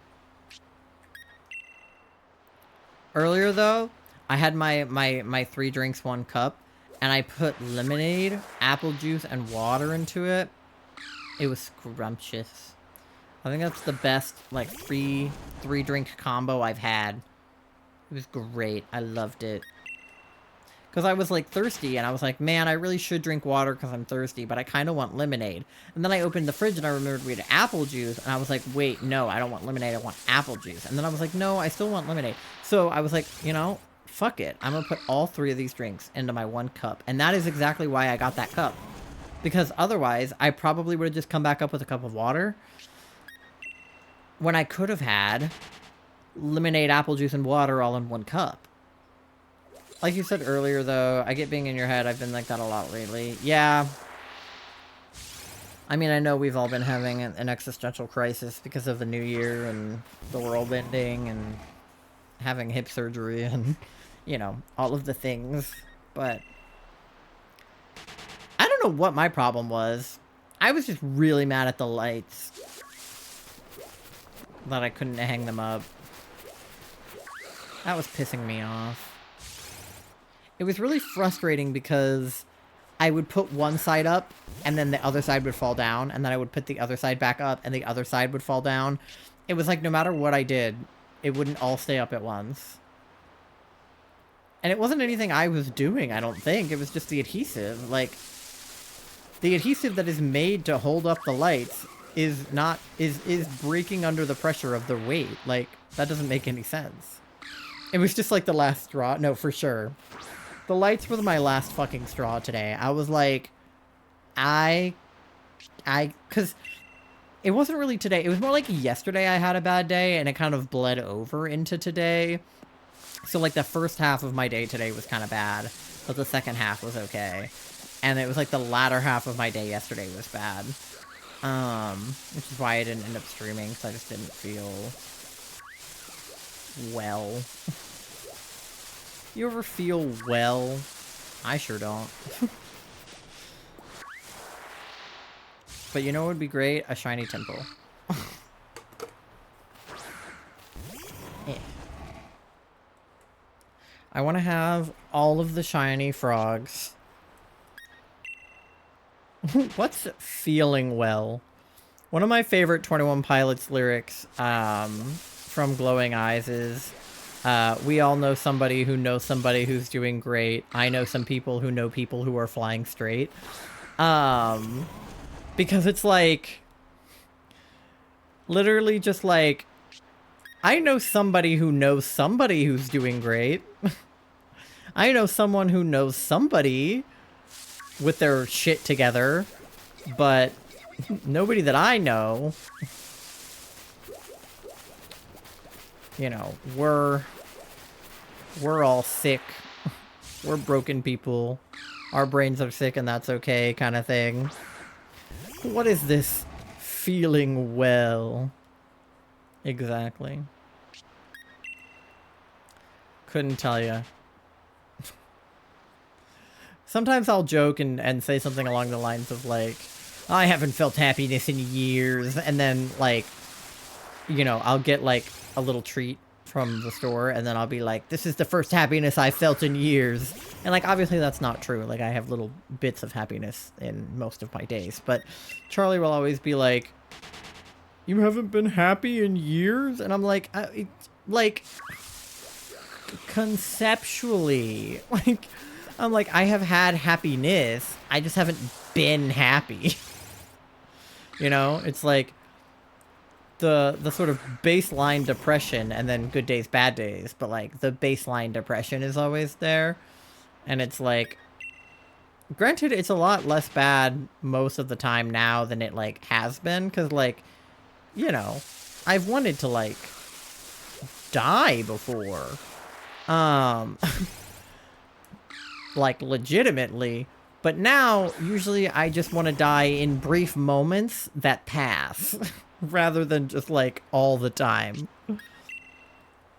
Like I literally just saw a tweet that was something along the lines of in 2025, you know, I'm not saying I'm gonna kill myself when there's a minor inconvenience anymore. I'm gonna start saying like, I'm going to kill you, or like you're going to die at the person or inconvenience. And something that I had to do, because like I won't let Charlie say like, oh, I'm gonna kill myself, I want to die or whatever, like even as a joke, or if they mean it, like, you know, saying that kind of thing like puts that feeling out into the universe, and like you're not supposed to do that. Like any therapist ever will tell you not to joke about it. So Charlie and I don't really like let each other say things like that, and usually if one of us is like, I'm gonna kill myself when we like drop something onto the floor, the other one is like, no. So something that I would do is I would start that. I would be like, oh, I'm gonna kill, and then I would like know that Charlie was gonna scold me if I said myself. So I would just start saying like you or someone, or, you know, like something along those lines. So I've just started saying, I'm gonna fucking kill someone when, like, the most minor inconvenience things happens to me. So, like, when the lights were coming down earlier, I mean, literally, I was dropping F-bombs every, like, 5 seconds. Every time one of the lights came down, I was just like, ugh, fuck. But also, I was just threatening them. I was like, I'm gonna fucking kill you.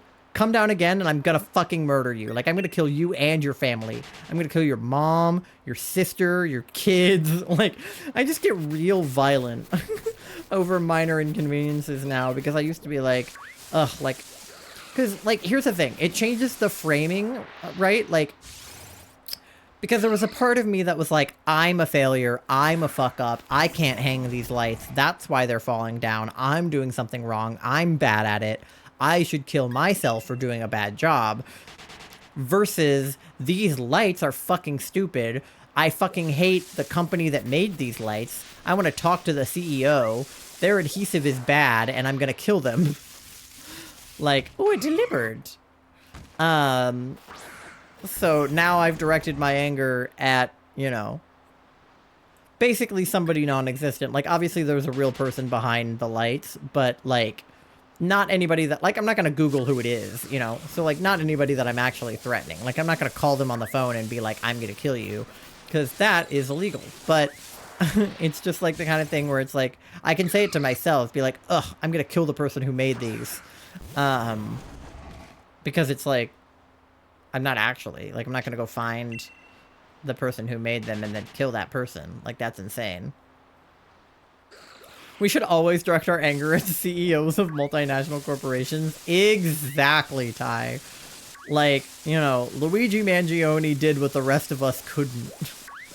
Even though I'm, like, not actually convinced he's the CEO killer, but, like, it's like, fun to say that he is.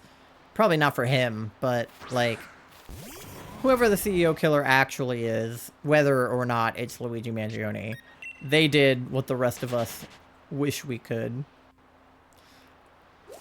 Chat question of the day. If you could kill any CEO, what CEO would you kill? Don't worry, I won't tell. Because, like, there's a pretty big part of me that wants to say, like, Elon Musk. Because, okay, here's the thing.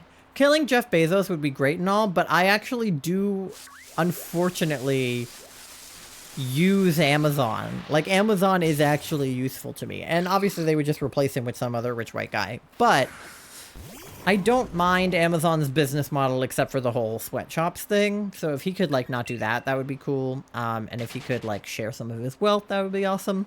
But I don't think that killing Jeff Bezos would get me anywhere. Whereas Elon Musk is, like, actively making shit worse. Like, I swear to God, I wish somebody else owned Twitter.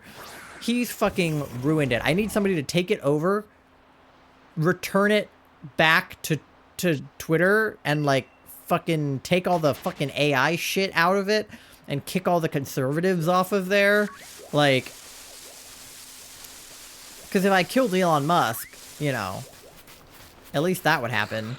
Being a disabled person, Amazon is an accessible tool, and we rely on Jeff Bezos as a Twitch affiliate. Yeah. Killing Jeff Bezos would be a little bit too much like killing my own boss. Like, obviously I don't work for him, but, like,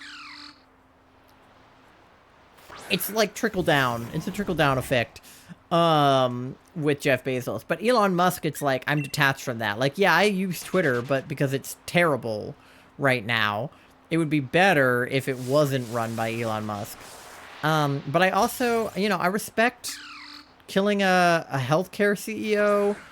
I just, like, I don't think that like, here's the thing. Here's the thing about killing Elon Musk versus killing, like, a healthcare CEO. And I'm not saying that, you know, killing the healthcare guy wasn't a good idea. But, well, I'm not saying it was a good idea. Maybe don't kill... You don't... Just because... I'm gonna stop there. But, okay. Wrapping back around to my point.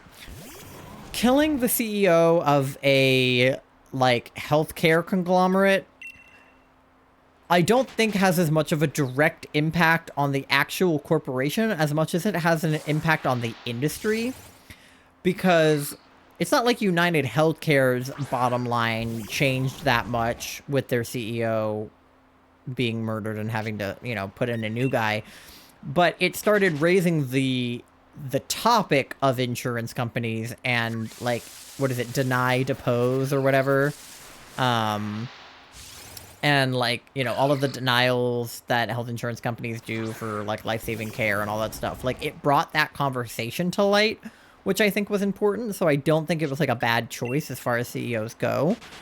But, like, I don't think that killing another healthcare CEO would add much to the conversation there.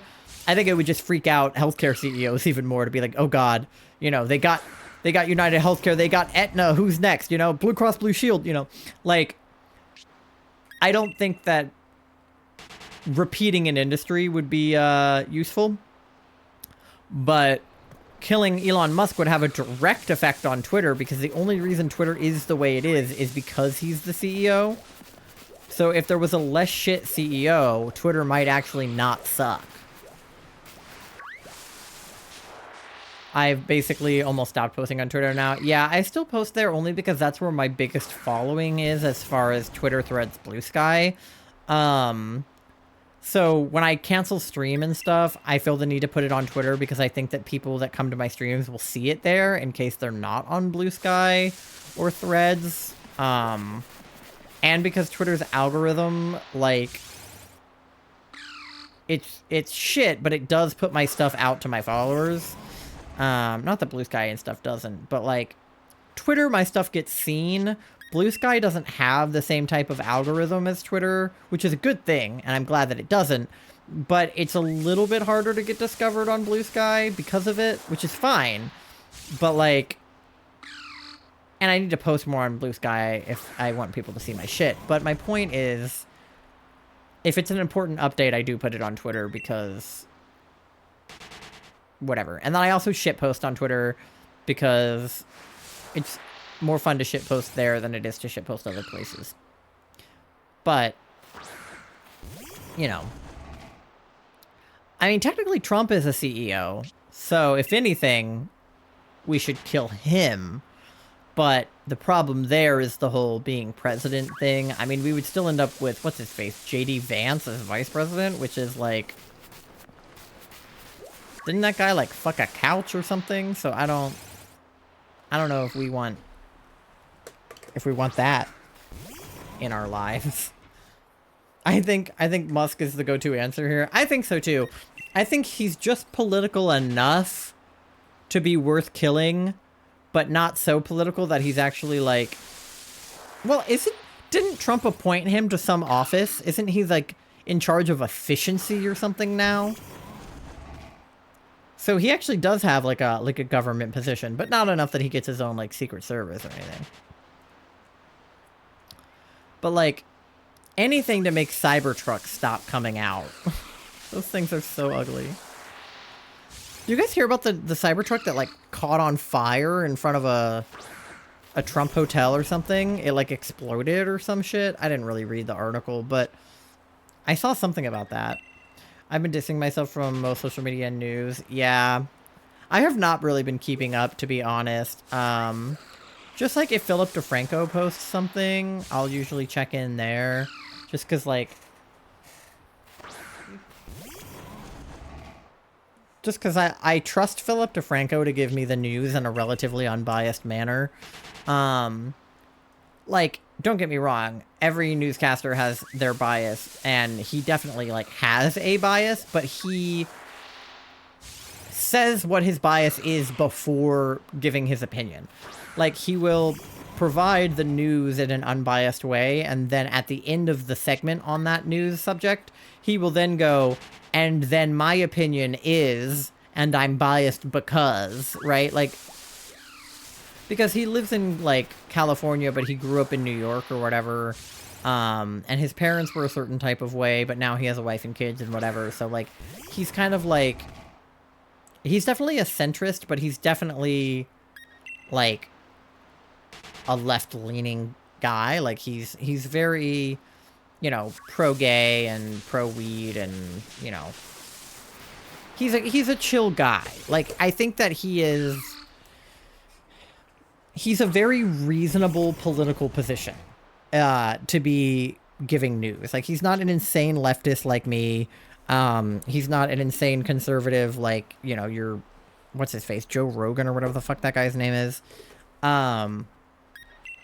He's like a perfectly reasonable amount of liberal and amount of centrist. Like, sometimes he says things I don't agree with, and sometimes he says things I agree with. And therefore, I trust him to provide me news.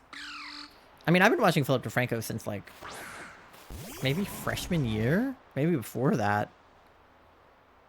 I've had a sports hat since, like, freshman year, so probably even before that.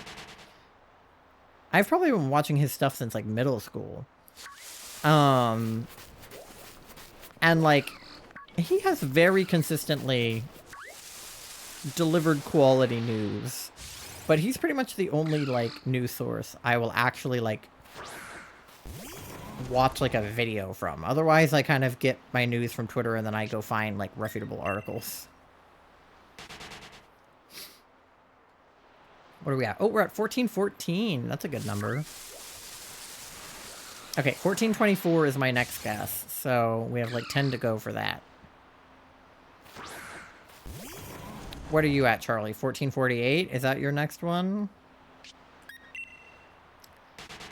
Yeah, because I think you would have wanted 1400, but obviously it wasn't 1400, so... Get on your hands and knees and pray for us. Oh my god, speaking of which, I was at work the other night, and this guy came up to me. I was, like, at the register. He didn't, like, come up to me. He was, like, buying something. But he put down, like, okay, I'm supposed to make eye contact with the customers and be like, hi, how are you? Like, are you a member? Like, I almost said where I work. I'll be like, do you have a membership with our store? And then they go no, and then I go, okay. But I, as an autistic person and as an introvert, don't really love to do all that eye contact and, like, upbeat greeting. So I usually just hit them with a, like, hi, how are you? And then I, like, start scanning, and I just kind of look down when I scan. So I did not get a very long look at this guy. Like, I looked at him for maybe a second, before going to, like, scan his items, because I don't like eye contact. So he puts down this, like, brown paper bag on the register, like, on the counter. And it's, like, greasy at the bottom, like, as if it had, like, French fries or, you know, some kind of greasy food in it. And it was just, like, ever so slightly wet, but, like, not, like, wet, just, like, paper bag grease.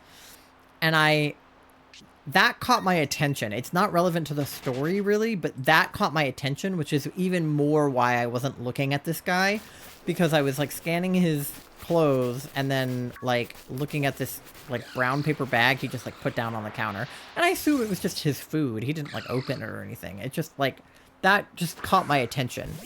And he was like, how has your day been today? And normally people just say, like, hey, how are you? Or, like, how's it going? And you know that they don't really mean it. And then I say, how are you? And I don't really mean it. And then they say, good, how are you? And I say, good. And we're both not good. And we're all lying to each other, you know, that interaction.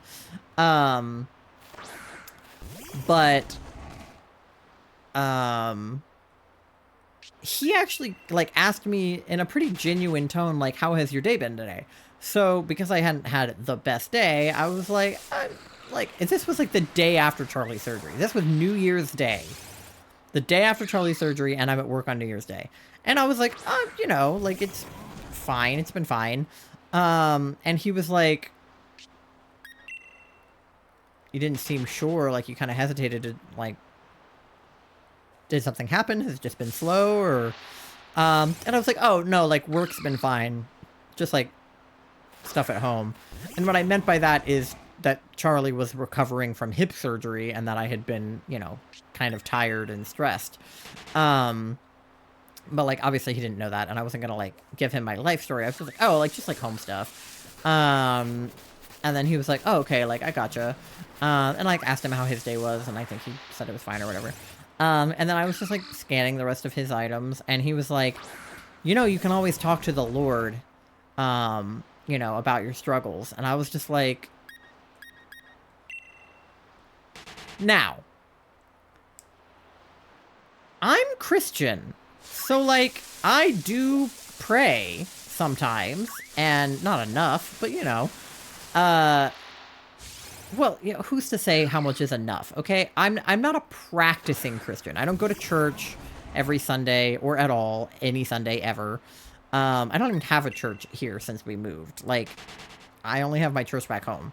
But, like, I don't go to church. I don't read the Bible on a daily basis or anything. Like, I'm not, like, a super active Christian, but I believe in God, and I believe in the teachings of the Bible, and yada, yada, yada. I grew up Christian. I don't know. I identify that way. I don't want to get into it. But,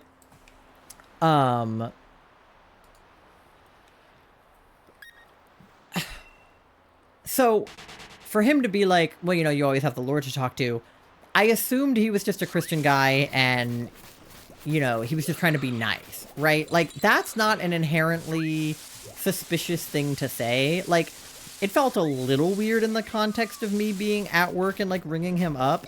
But, like, I didn't feel, like, uncomfortable by that. Because, like, you know, if that's his belief set, whether or not it's mine isn't really important. You know, it's fine to be like, you know, you can talk to God if you need to, right? Or that God is there for you. Even if I didn't believe in God, if he did, like, I don't think it's necessarily wrong when people are like, oh, can I, like, do you mind if I pray for you? As long as they don't mean it in, like, a homophobic way. But, like, for Charlie's surgery, right? Like, if someone was like, oh, you know, my prayers are with them, right? Like, I think my grandma said, like, oh, like, let them know I'm praying for them or whatever. And, like, praying for a speedy recovery or whatever. And, like, that kind of, like, can I pray for you Christian behavior does not bother me, right? Like, I think that that's sweet. And even if the person you're praying for isn't Christian or doesn't believe, in God, I don't think it's, like, inherently disrespectful to be like, oh, well, you know, I'll pray for you to get better. Because all you're doing is saying, like, I just want you to get better, and I believe that there is somebody who is watching over you who can help. So I'm going to ask them to help, right? It's not like you should believe in God so that you feel better. It's just, I know a guy who, you know, who can help with this kind of thing. I'm going to ask him to give you a speedy recovery, right? Like, that's all that praying for somebody means to me, right? You know, thoughts and prayers is a different thing, but you know what I mean. Anyway, back to this guy. He was like, well, you know, you always have the Lord to talk to. So, like, I'm, like, mid-scan. I'm, like, imagine, right? I'm, like, beep. Beep. Beep. And he goes, you have the Lord to talk to. And I'm just like...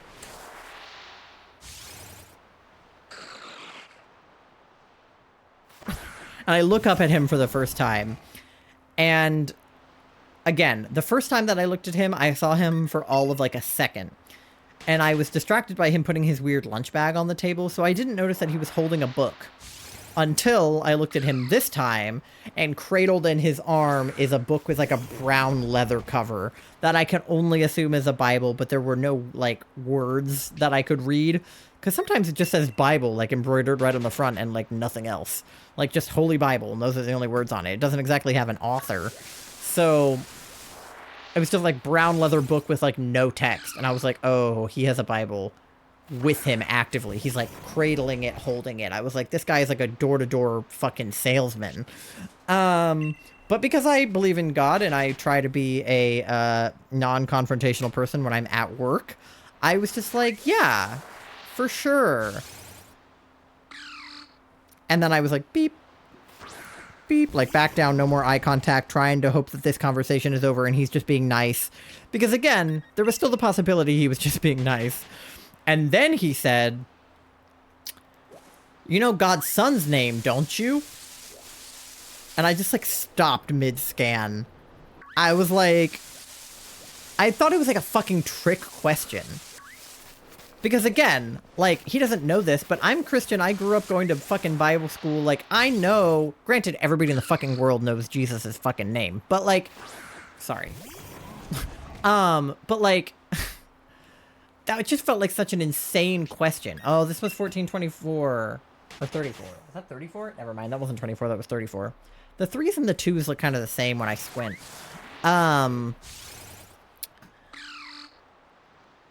So I thought it was like a trick question. I was like, does he have a second son I don't know about? So I was like, you mean Jesus? And he was like, oh, so you do know his name. And I was like,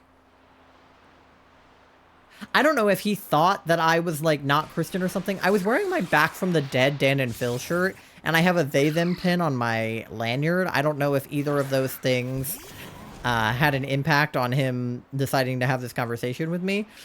But I was like, yeah, I mean, I grew up going to church, so, like, yeah, I'm aware of Jesus, thanks. And then he was like, did you know that, like, they, like, ripped his eyeballs out when they put him on the cross or something? I can't remember exactly what he said. Something about, like, tearing the eyes out of him or something when they put him on the cross. And I was like... No, I didn't know that. I was like, I mean, you know, I've read a lot of the Bible stories, so I might have known that, but I don't remember.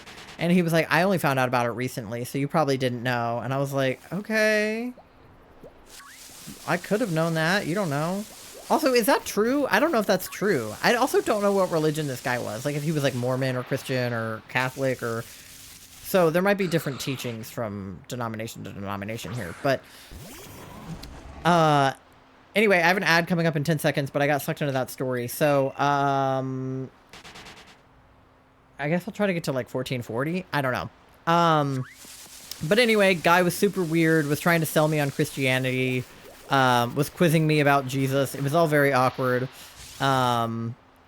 I just wanted him to take his stuff and leave. But then the next customer in line was like, what the hell was that? And I was like, I don't know. I was like, I'm Christian too, so I don't know what he wanted. Like, I don't know why he was trying to, like, sell me on Christianity. Like, I already bought it. Okay. That was number 40, right? Yeah, 1440. All right. No shiny temple so far. So get something to eat, something to drink, go to the bathroom, do your checks, do a stretch, walk your pet fish, and I will see you on the other side in like 3 minutes.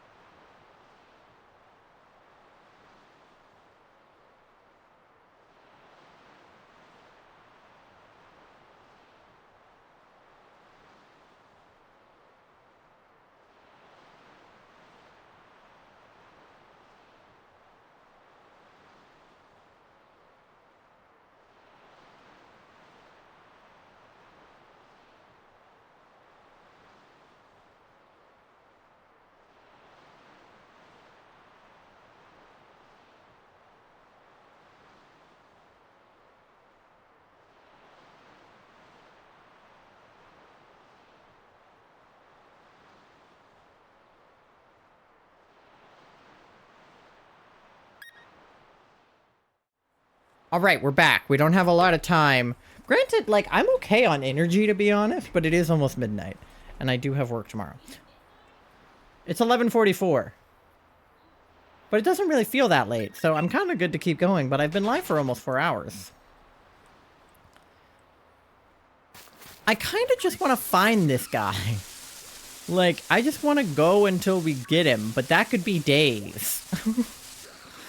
This guy could go very over odds, and we're not even at odds. So... Granted, I still don't know what my odds are. I really should figure that out, but... I'm pretty sure we're still under odds. Because the lowest odds get in, like, Scarlet Violet is, like, 1 in, like, 512 or something.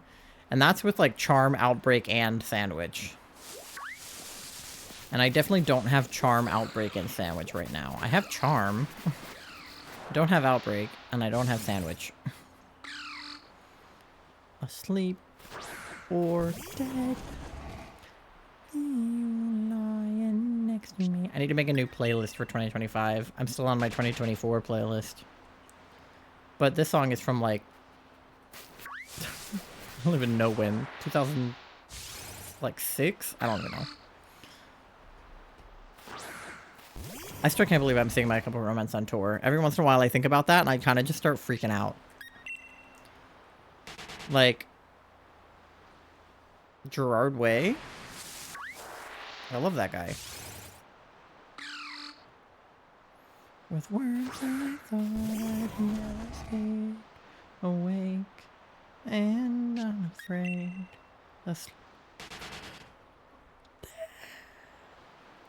Alright.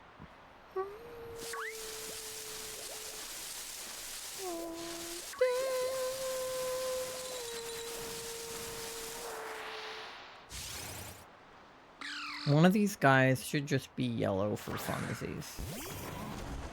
You know? We're almost at 1,500. That'll probably be my goal for the end of the night, is to get to 1,500.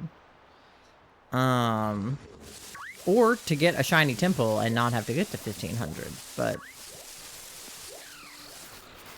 you know. We're only like 50 short, 55, so...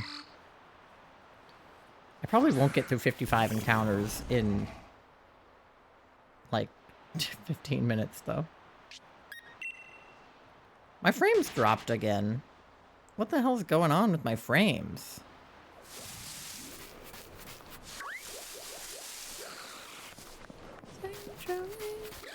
I'm also gonna see them live. Sleeping with Sirens, Pierce the Veil, and MCR. All summer of this year.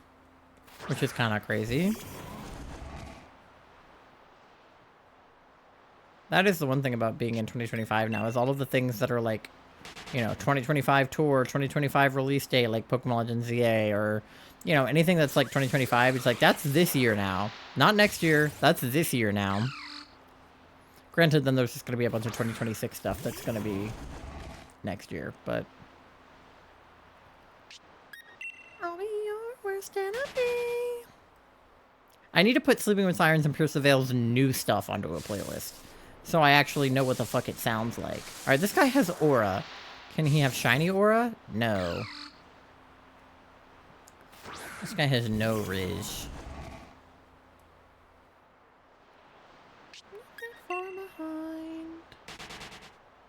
Alright, I guess my next guess is going to be 1469 then. We're at 1449, so we're a solid 20 away from that. Oh, speaking of Twitter, I'm getting Twitter notifications. It's from my friend.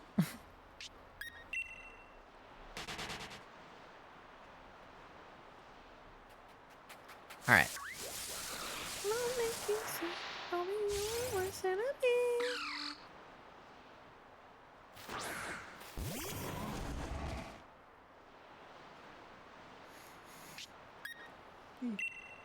I like that I just said I'm not tired and then I started yawning, but I'm really not, like, tired. Like, I'm good on energy. I'd just be yawning.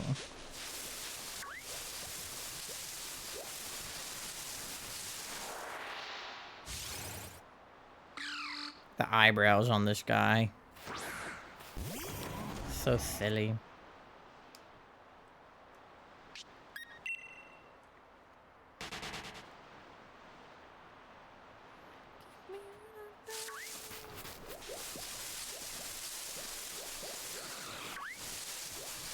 I don't know why I'm being so impatient about this one. I don't know if it's because it's like one of the last frogs that we need for the frog quest, or if it's just because I feel like we should have gotten him by now, but it really hasn't been that many encounters. Like, we went more encounters for like... Actually, did we? How many encounters did we go for Whooper? Was that 1,300? I don't remember. I'm not good at numbers. I'm sure I've done longer hunts than this, but... I think it's just because this one has been split up. Like, I started this hunt in September, but then I didn't do it for like 2 months, and then I started it again.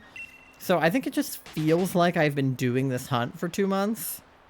But like, it's only because I started it like 3 months ago.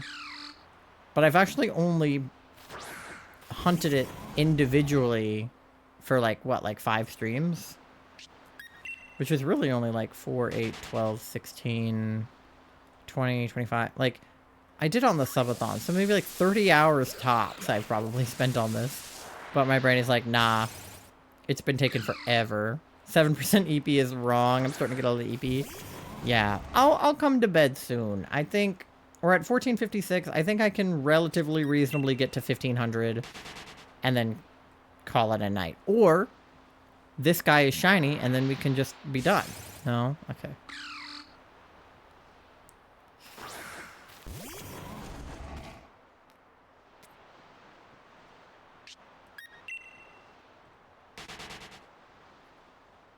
Well, that's fine, because it was actually not that one that was shiny, it's this one. Damn. Wouldn't that be so... That would be such a good TikTok if it had worked.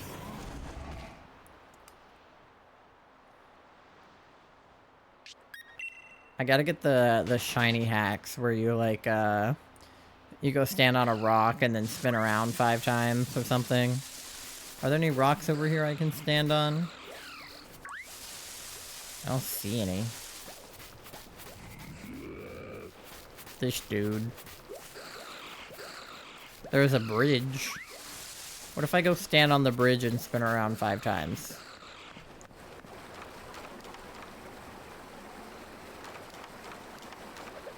One, 2, 3, 4, 5.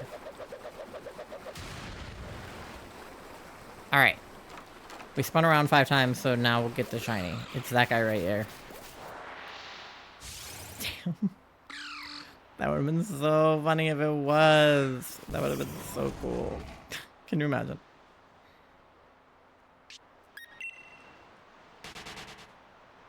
It's okay. That was 1459, and my guess is 1469. So I'm 10 early.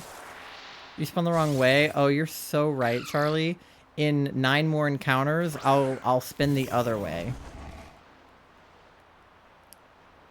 Did I go... I think I went clockwise. So I should go counterclockwise.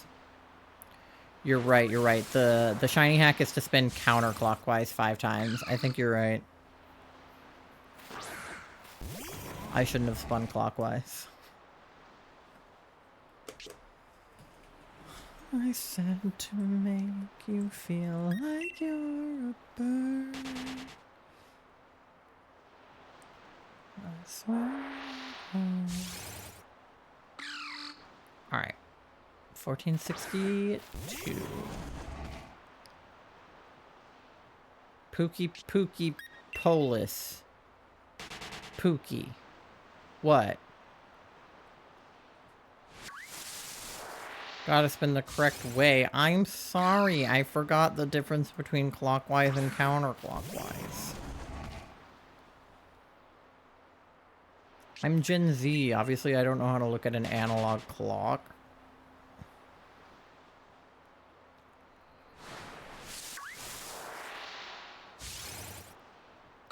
Brand new girl. Good for you. You look happy and healthy. Not me. You don't care to okay, I'm here to help. Right, you're right, you're right. I'm sorry. I spent the night crying on the floor.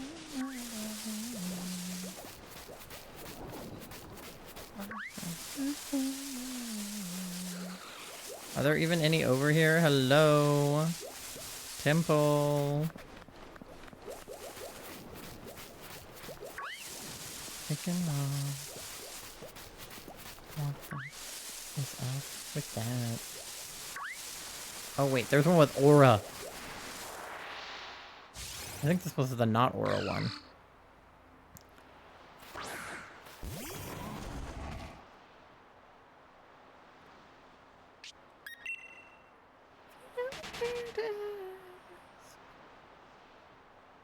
Yeah, this is the one with aura. I'm always here for my Pookie. Thanks, Pookie.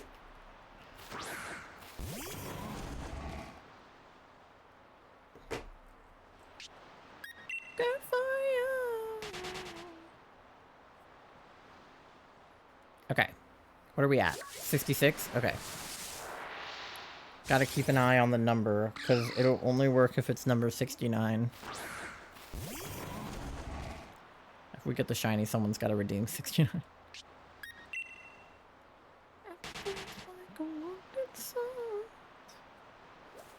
Alright. All these goddamn snow runs. I know I should do this in better weather, but I attached myself to the snowy landscape. I think he has a better spawn chance in other weather, but it's fine. Alright, is that number 68? Okay, alright, now we have to go stand on the bridge. Okay. Charlie, what are my instructions? What do I do? How do I get the shiny, Charlie?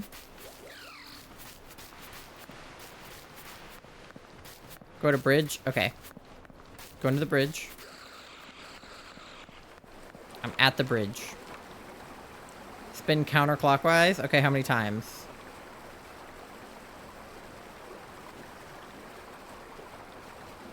How many times did you do last time? I did 5 times last time. Do 10? Okay. 1, 2, 3, 4, 5, 6, 7, 8, 9, 10. Oh, I'm still going. Alright. We did 10 spins. It's number 69. So obviously, that one right there is the shiny. Oh. Oh, I didn't yell Alakazam! That didn't come in fast enough. Oh god. No wonder I didn't get it. Hold on. Pookie, no, you didn't say I had to yell Alakazam! Okay, hold on, I'll go back and do it. I'll go back. The hacks. Okay. 1, 2, 3, 4, 5, 6, 7, 8, 9, 10. Alakazam! Alright, now we go. It's this one. Damn. Fuck!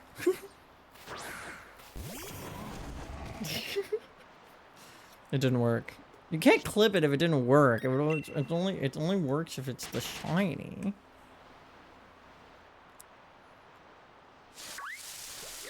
It's fine.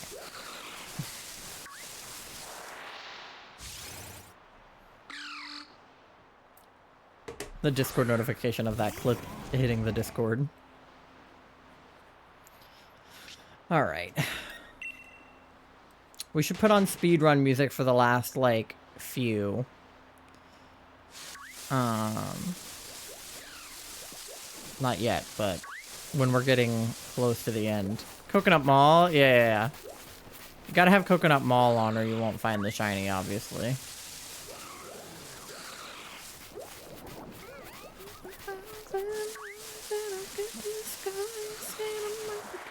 I just remembered. What did you just remember? We have ice cream? Yeah, we have the white chocolate raspberry ice cream. You'd never believe what Charlie eats when they don't have access to the fridge. Because if they can't see what's in there, they don't know what's in there. Because, you know, ADHD, if you can't see it, it doesn't exist. Object permanence. So, like, I don't think Charlie knows what we have in the pantry right now. Like, I think that there's some stuff that they would have eaten if they knew it was there. But they don't know it's there, so they're not eating it.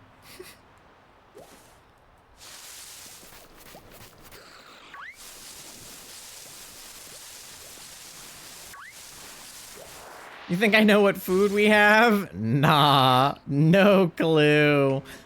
Oh, my alarm.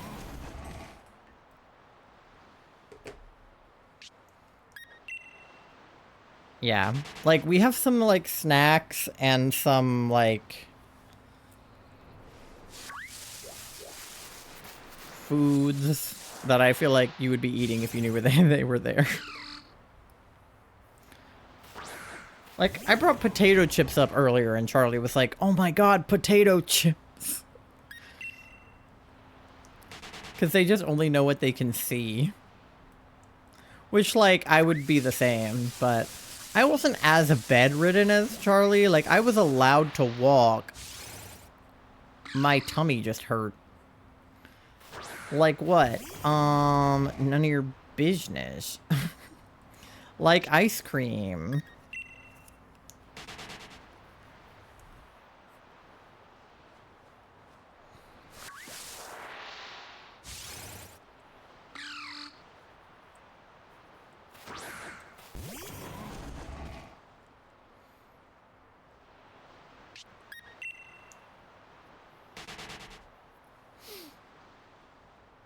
All right, come on.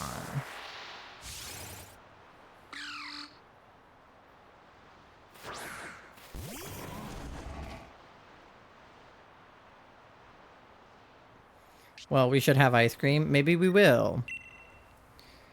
I'm not, like, super hungry right now because I just ate, an omelet and a bagel with cream cheese on it and fruit slices. But if you want ice cream, I will bring it up to you.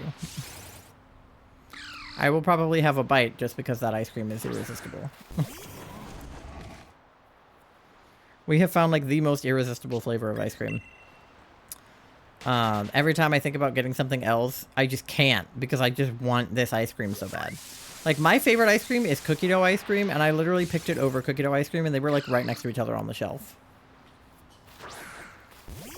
But it's just so good, I couldn't help it. Also, Charlie can't have cookie dough ice cream because they're, like, allergic or whatever. Don't know what that's about.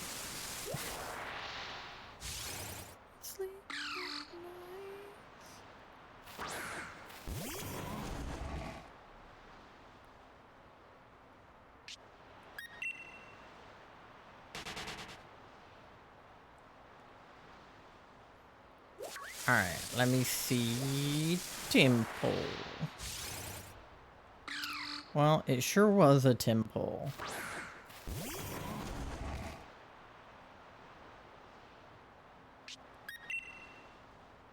I'm trying to think of if I have any guesses between now and...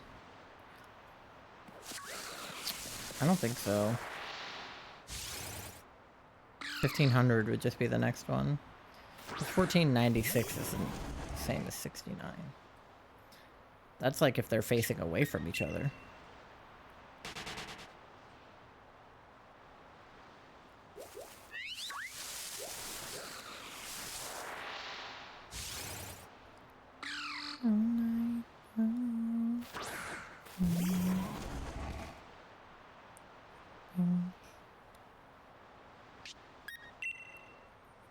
Away from me. No, like when you're 22. It's true. Nobody likes me, and I am 23. Oh, fuck. There was a snow run right in front of the temple. Are you who I wanted? Go away.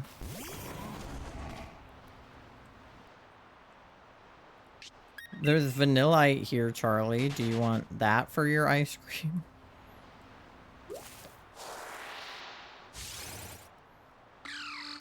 Walked away from...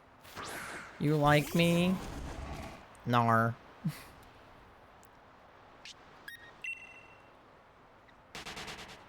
You just like me?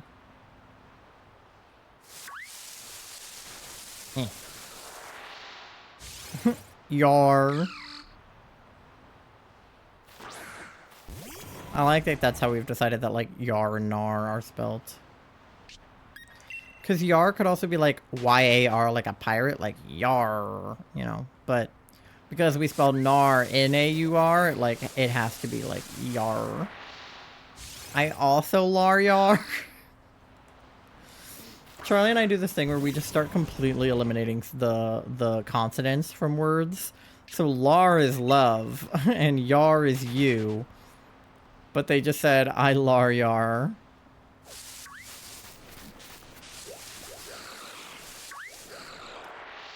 Thank you for the fart, Charlie. What's my age again?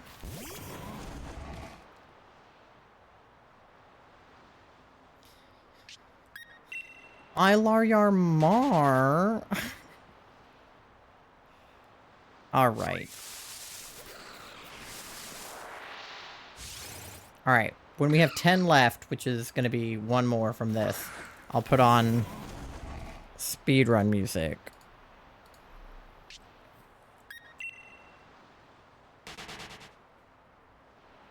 Alright, one more.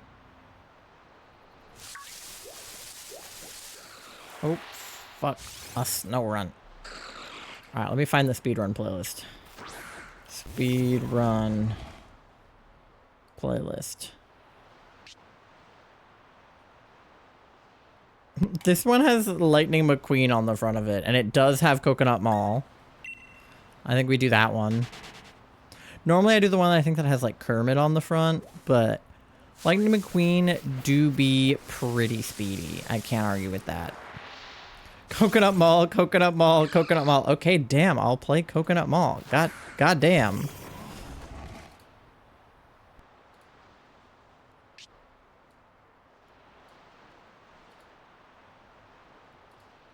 But first, it's playing Big Shot from Deltarune. Alright. 10 left to go. Go, go, go. Karkarnart Marl. Yeah, that's definitely how Australians pronounce Coconut Mall. Karkarnart. You want a Karkarnart Mar? You want to go to the Karkarnart Mall with Mar?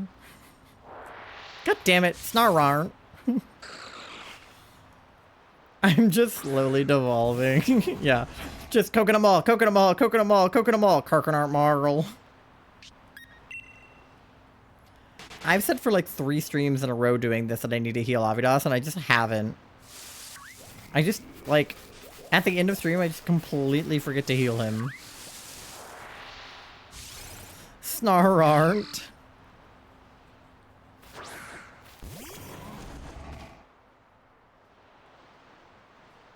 Because the thing about this is, like, because they're random encounters, I can also just fail the shiny. Like, I haven't actually tried to really catch one of these guys. Like, I've thrown... Oh, the weather just fucking changed because it's past midnight. Nar. Okay, well... We weren't really going to get a snowy marked one anyway, were we? So, we'll fuck with the lightning, I guess. Palpitoad. Yeah, as long as the Timples still spawn, it doesn't really matter what the weather is. Oh, but now we're getting Electrikes. Ew, what the hell are those? Oh, is it Whoopers? Alright, we have Whoopers now.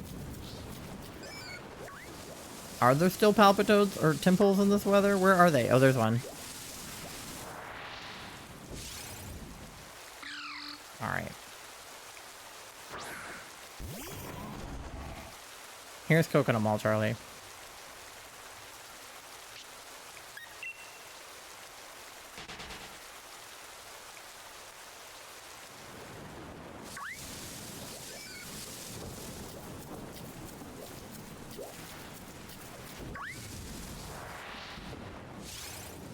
All the dancing dinos.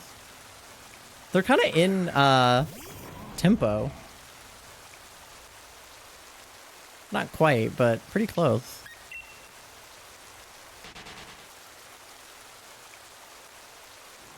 The dinos are a little bit fast, and the, like, Nessie is a little bit slow, I think. Charlie and I saw a tweet the other day that was like, what the fuck did Fall Out Boy put in Bang the Doldrums? Like, it's so good. And all of the responses were like, gay, homosexuality, like, yearning, and gay bromance and stuff. And then there was a quote tweet that was like, homosexuality this, yearning that.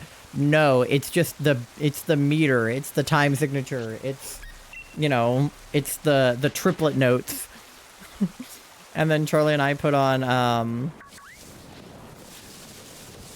Bang the Doldrums in the car, and we were both just like listening to the triplets, and we were like because we're both marching band kids. I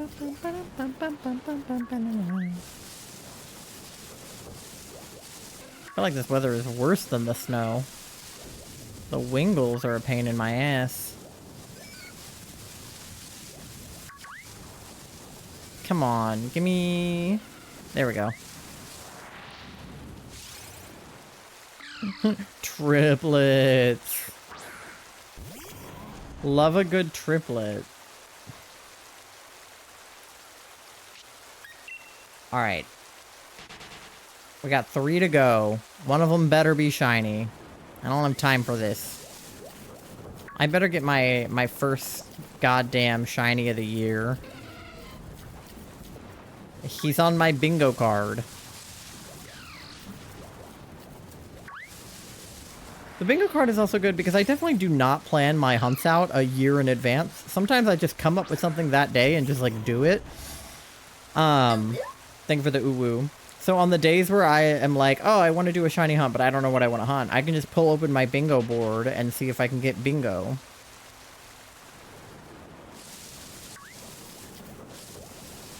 Alright, come on. 2 more. Where are they all hiding? These bitch-ass dogs like to chase me. Ooh, that Wooper had aura. But I'm not here for a shiny Wooper. I already got one of those in the safari. The fact that Cam put another shiny Chimecho on her bingo for this year, after being in the safari for like a gajillion encounters for one, I was like, why would you ever want to hunt shiny Chimecho ever again? I would take a year off. Maybe try spinning 5 times in each direction on the bridge before saying Alakazam. Okay. Well, let me do the 99th one first, and then it'll be on number 1500. We will do it.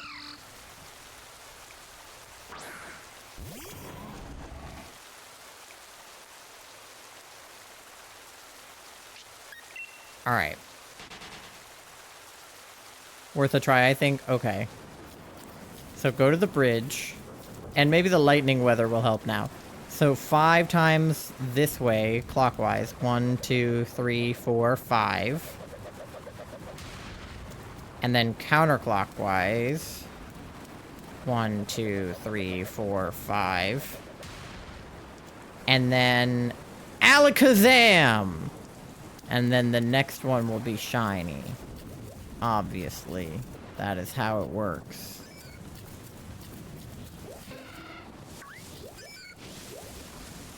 Try not to run into a Wingle on accident in case the Wingle's shiny. That's not what... Oh, this guy has aura too! Nar. See, I kind of just like want to keep looking, but like 1500 is a good place to stop, so I should probably stop, but I just like want to keep going. I'm like, give me more. Well... Oh well. Let me actually go fucking heal my bitch before I forget. 15 encounters, no shiny. Search to your heart's content. I'm not content. I'm not gonna lie to you. Oh, that one is like... Wait, what is that? How come that one is like fancy?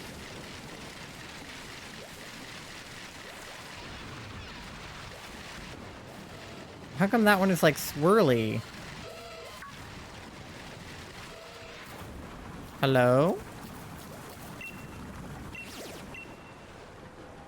Why is he like... Why does he have like aura? It's a Howlucha, right? I'm taking Grinch in.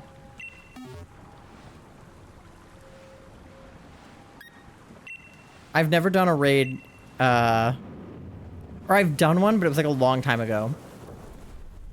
I'm just genuinely curious what the hell this is. Like, why was he swirly? Is it just like a Dynamax adventure? Look at Grinch! Ah! I've never like seen him sparkle by like throwing him out like that. Look at him! We love Grinch. I can Dynamax and then use Psychic. I feel like I have 2 super effective moves on him. I feel like I'm kind of slaying.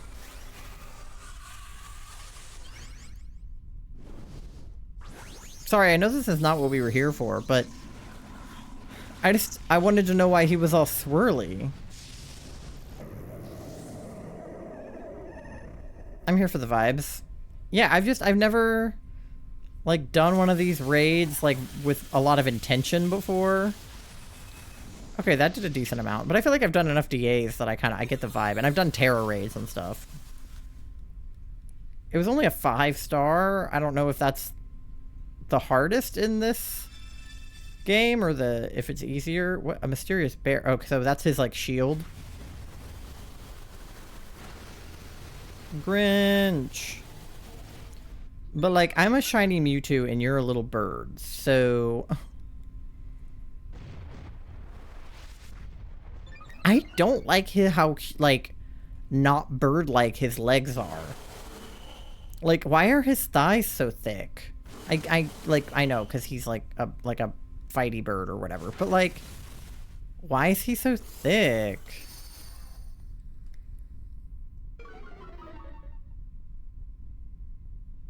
Wrestler bird, yeah. Is Max Mindstorm or oh, Hailstorm's even more effective. Wait, let me put on Bang the Doldrums now. We don't need the speedrun music anymore. Bang the Doldrums. There we go. What did Fall Out Boy put in this?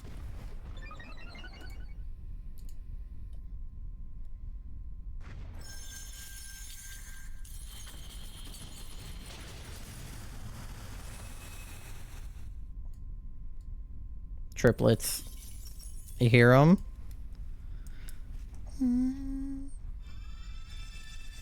Oh, he put up another shield.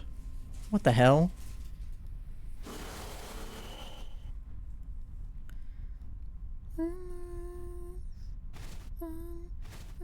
To the end.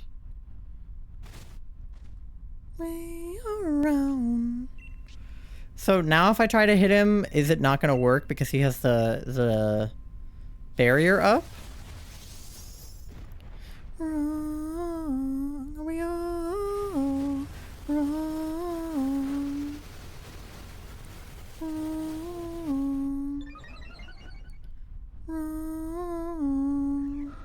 No, Quillfish. What happens when people die in this? Is it like Dynamax where we get 4 lives? Or is it like Terror Raids where he comes back? Or... Alright, the barrier went away. Typing in triplet emojis? Exactly. The end. Not the other way around. Windows down.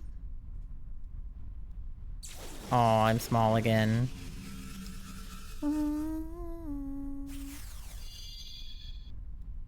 Okay, Janet's Pokemon is back. Was it a Snorlax before? Or does she have... Oh, Okay, he's dead again. Why did we bring a normal type into a fighting type fight? Oh, fuck him up, Grinch. Hell yeah. I'm still unsure of what was going on, but I am going to catch him. Just to see what happens. Damn, Grinch. Get his ass. Exactly. Was he just like swirly because he's a 5-star? Or like, what was his deal? Do I get more watts for doing this fight? Because you get 2,000 for going into it. And I assume it's like terror raids where you get candy for doing it, maybe? I don't know. I never do the raids in this game. Okay, yeah. Experience candy, large and extra large, Dynamax candy, mushrooms, Gigantomix. Okay. But why was he swirly? He's not shiny. Maybe he was just worth a lot or something? I don't know. Look at the Gyarados in there. Okay, anyway, we're going to heal and then I'm done. Sorry I got distracted. But we got to watch Grinch sparkle, so I'm not really that sorry. Thighs. Thugs. He really do have muscular human-like thugs. Thugs. Thighs. Yeah. I didn't like how lifelike they were.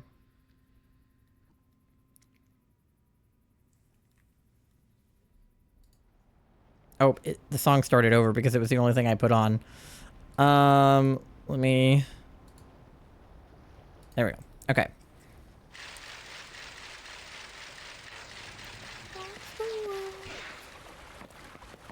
I really want the TR. Okay. Alright, heal my Mons. Yes. But it's always someone else's fault. Like a Grinch in there. My boy. Alright. We're done. Anything for me. A big diamond ring for me. Alright. Let me see who was online to raid. I know one of my friends was live earlier. I doubt she still is because she went live before me. Yeah, no. Okay. Who else? Who else? Who else? Who else? Who else is live? Oh, I know who we're raiding. This is someone I'm like never live at the same time as, so we're gonna raid her. But you can follow me on all of my social medias. I'm on TikTok, Twitter, YouTube, Instagram, Threads, and Blue Sky. You can also join our Discord. We do a community night every month in there. So this month we are doing a game night. So if you want to come play games, join the Discord. Also, we have a question of the day every single day, and I will notify when I go live and if I'm changing the schedule and stuff all in my Discord.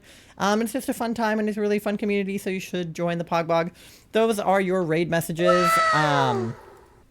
So the first one is for anyone to use, and the second two are for subscribers only. So use whichever one works best for you.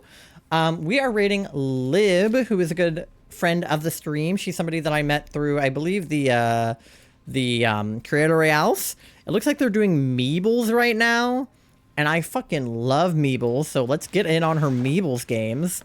But yeah, send her your love. She is super cute, super fun. I love her.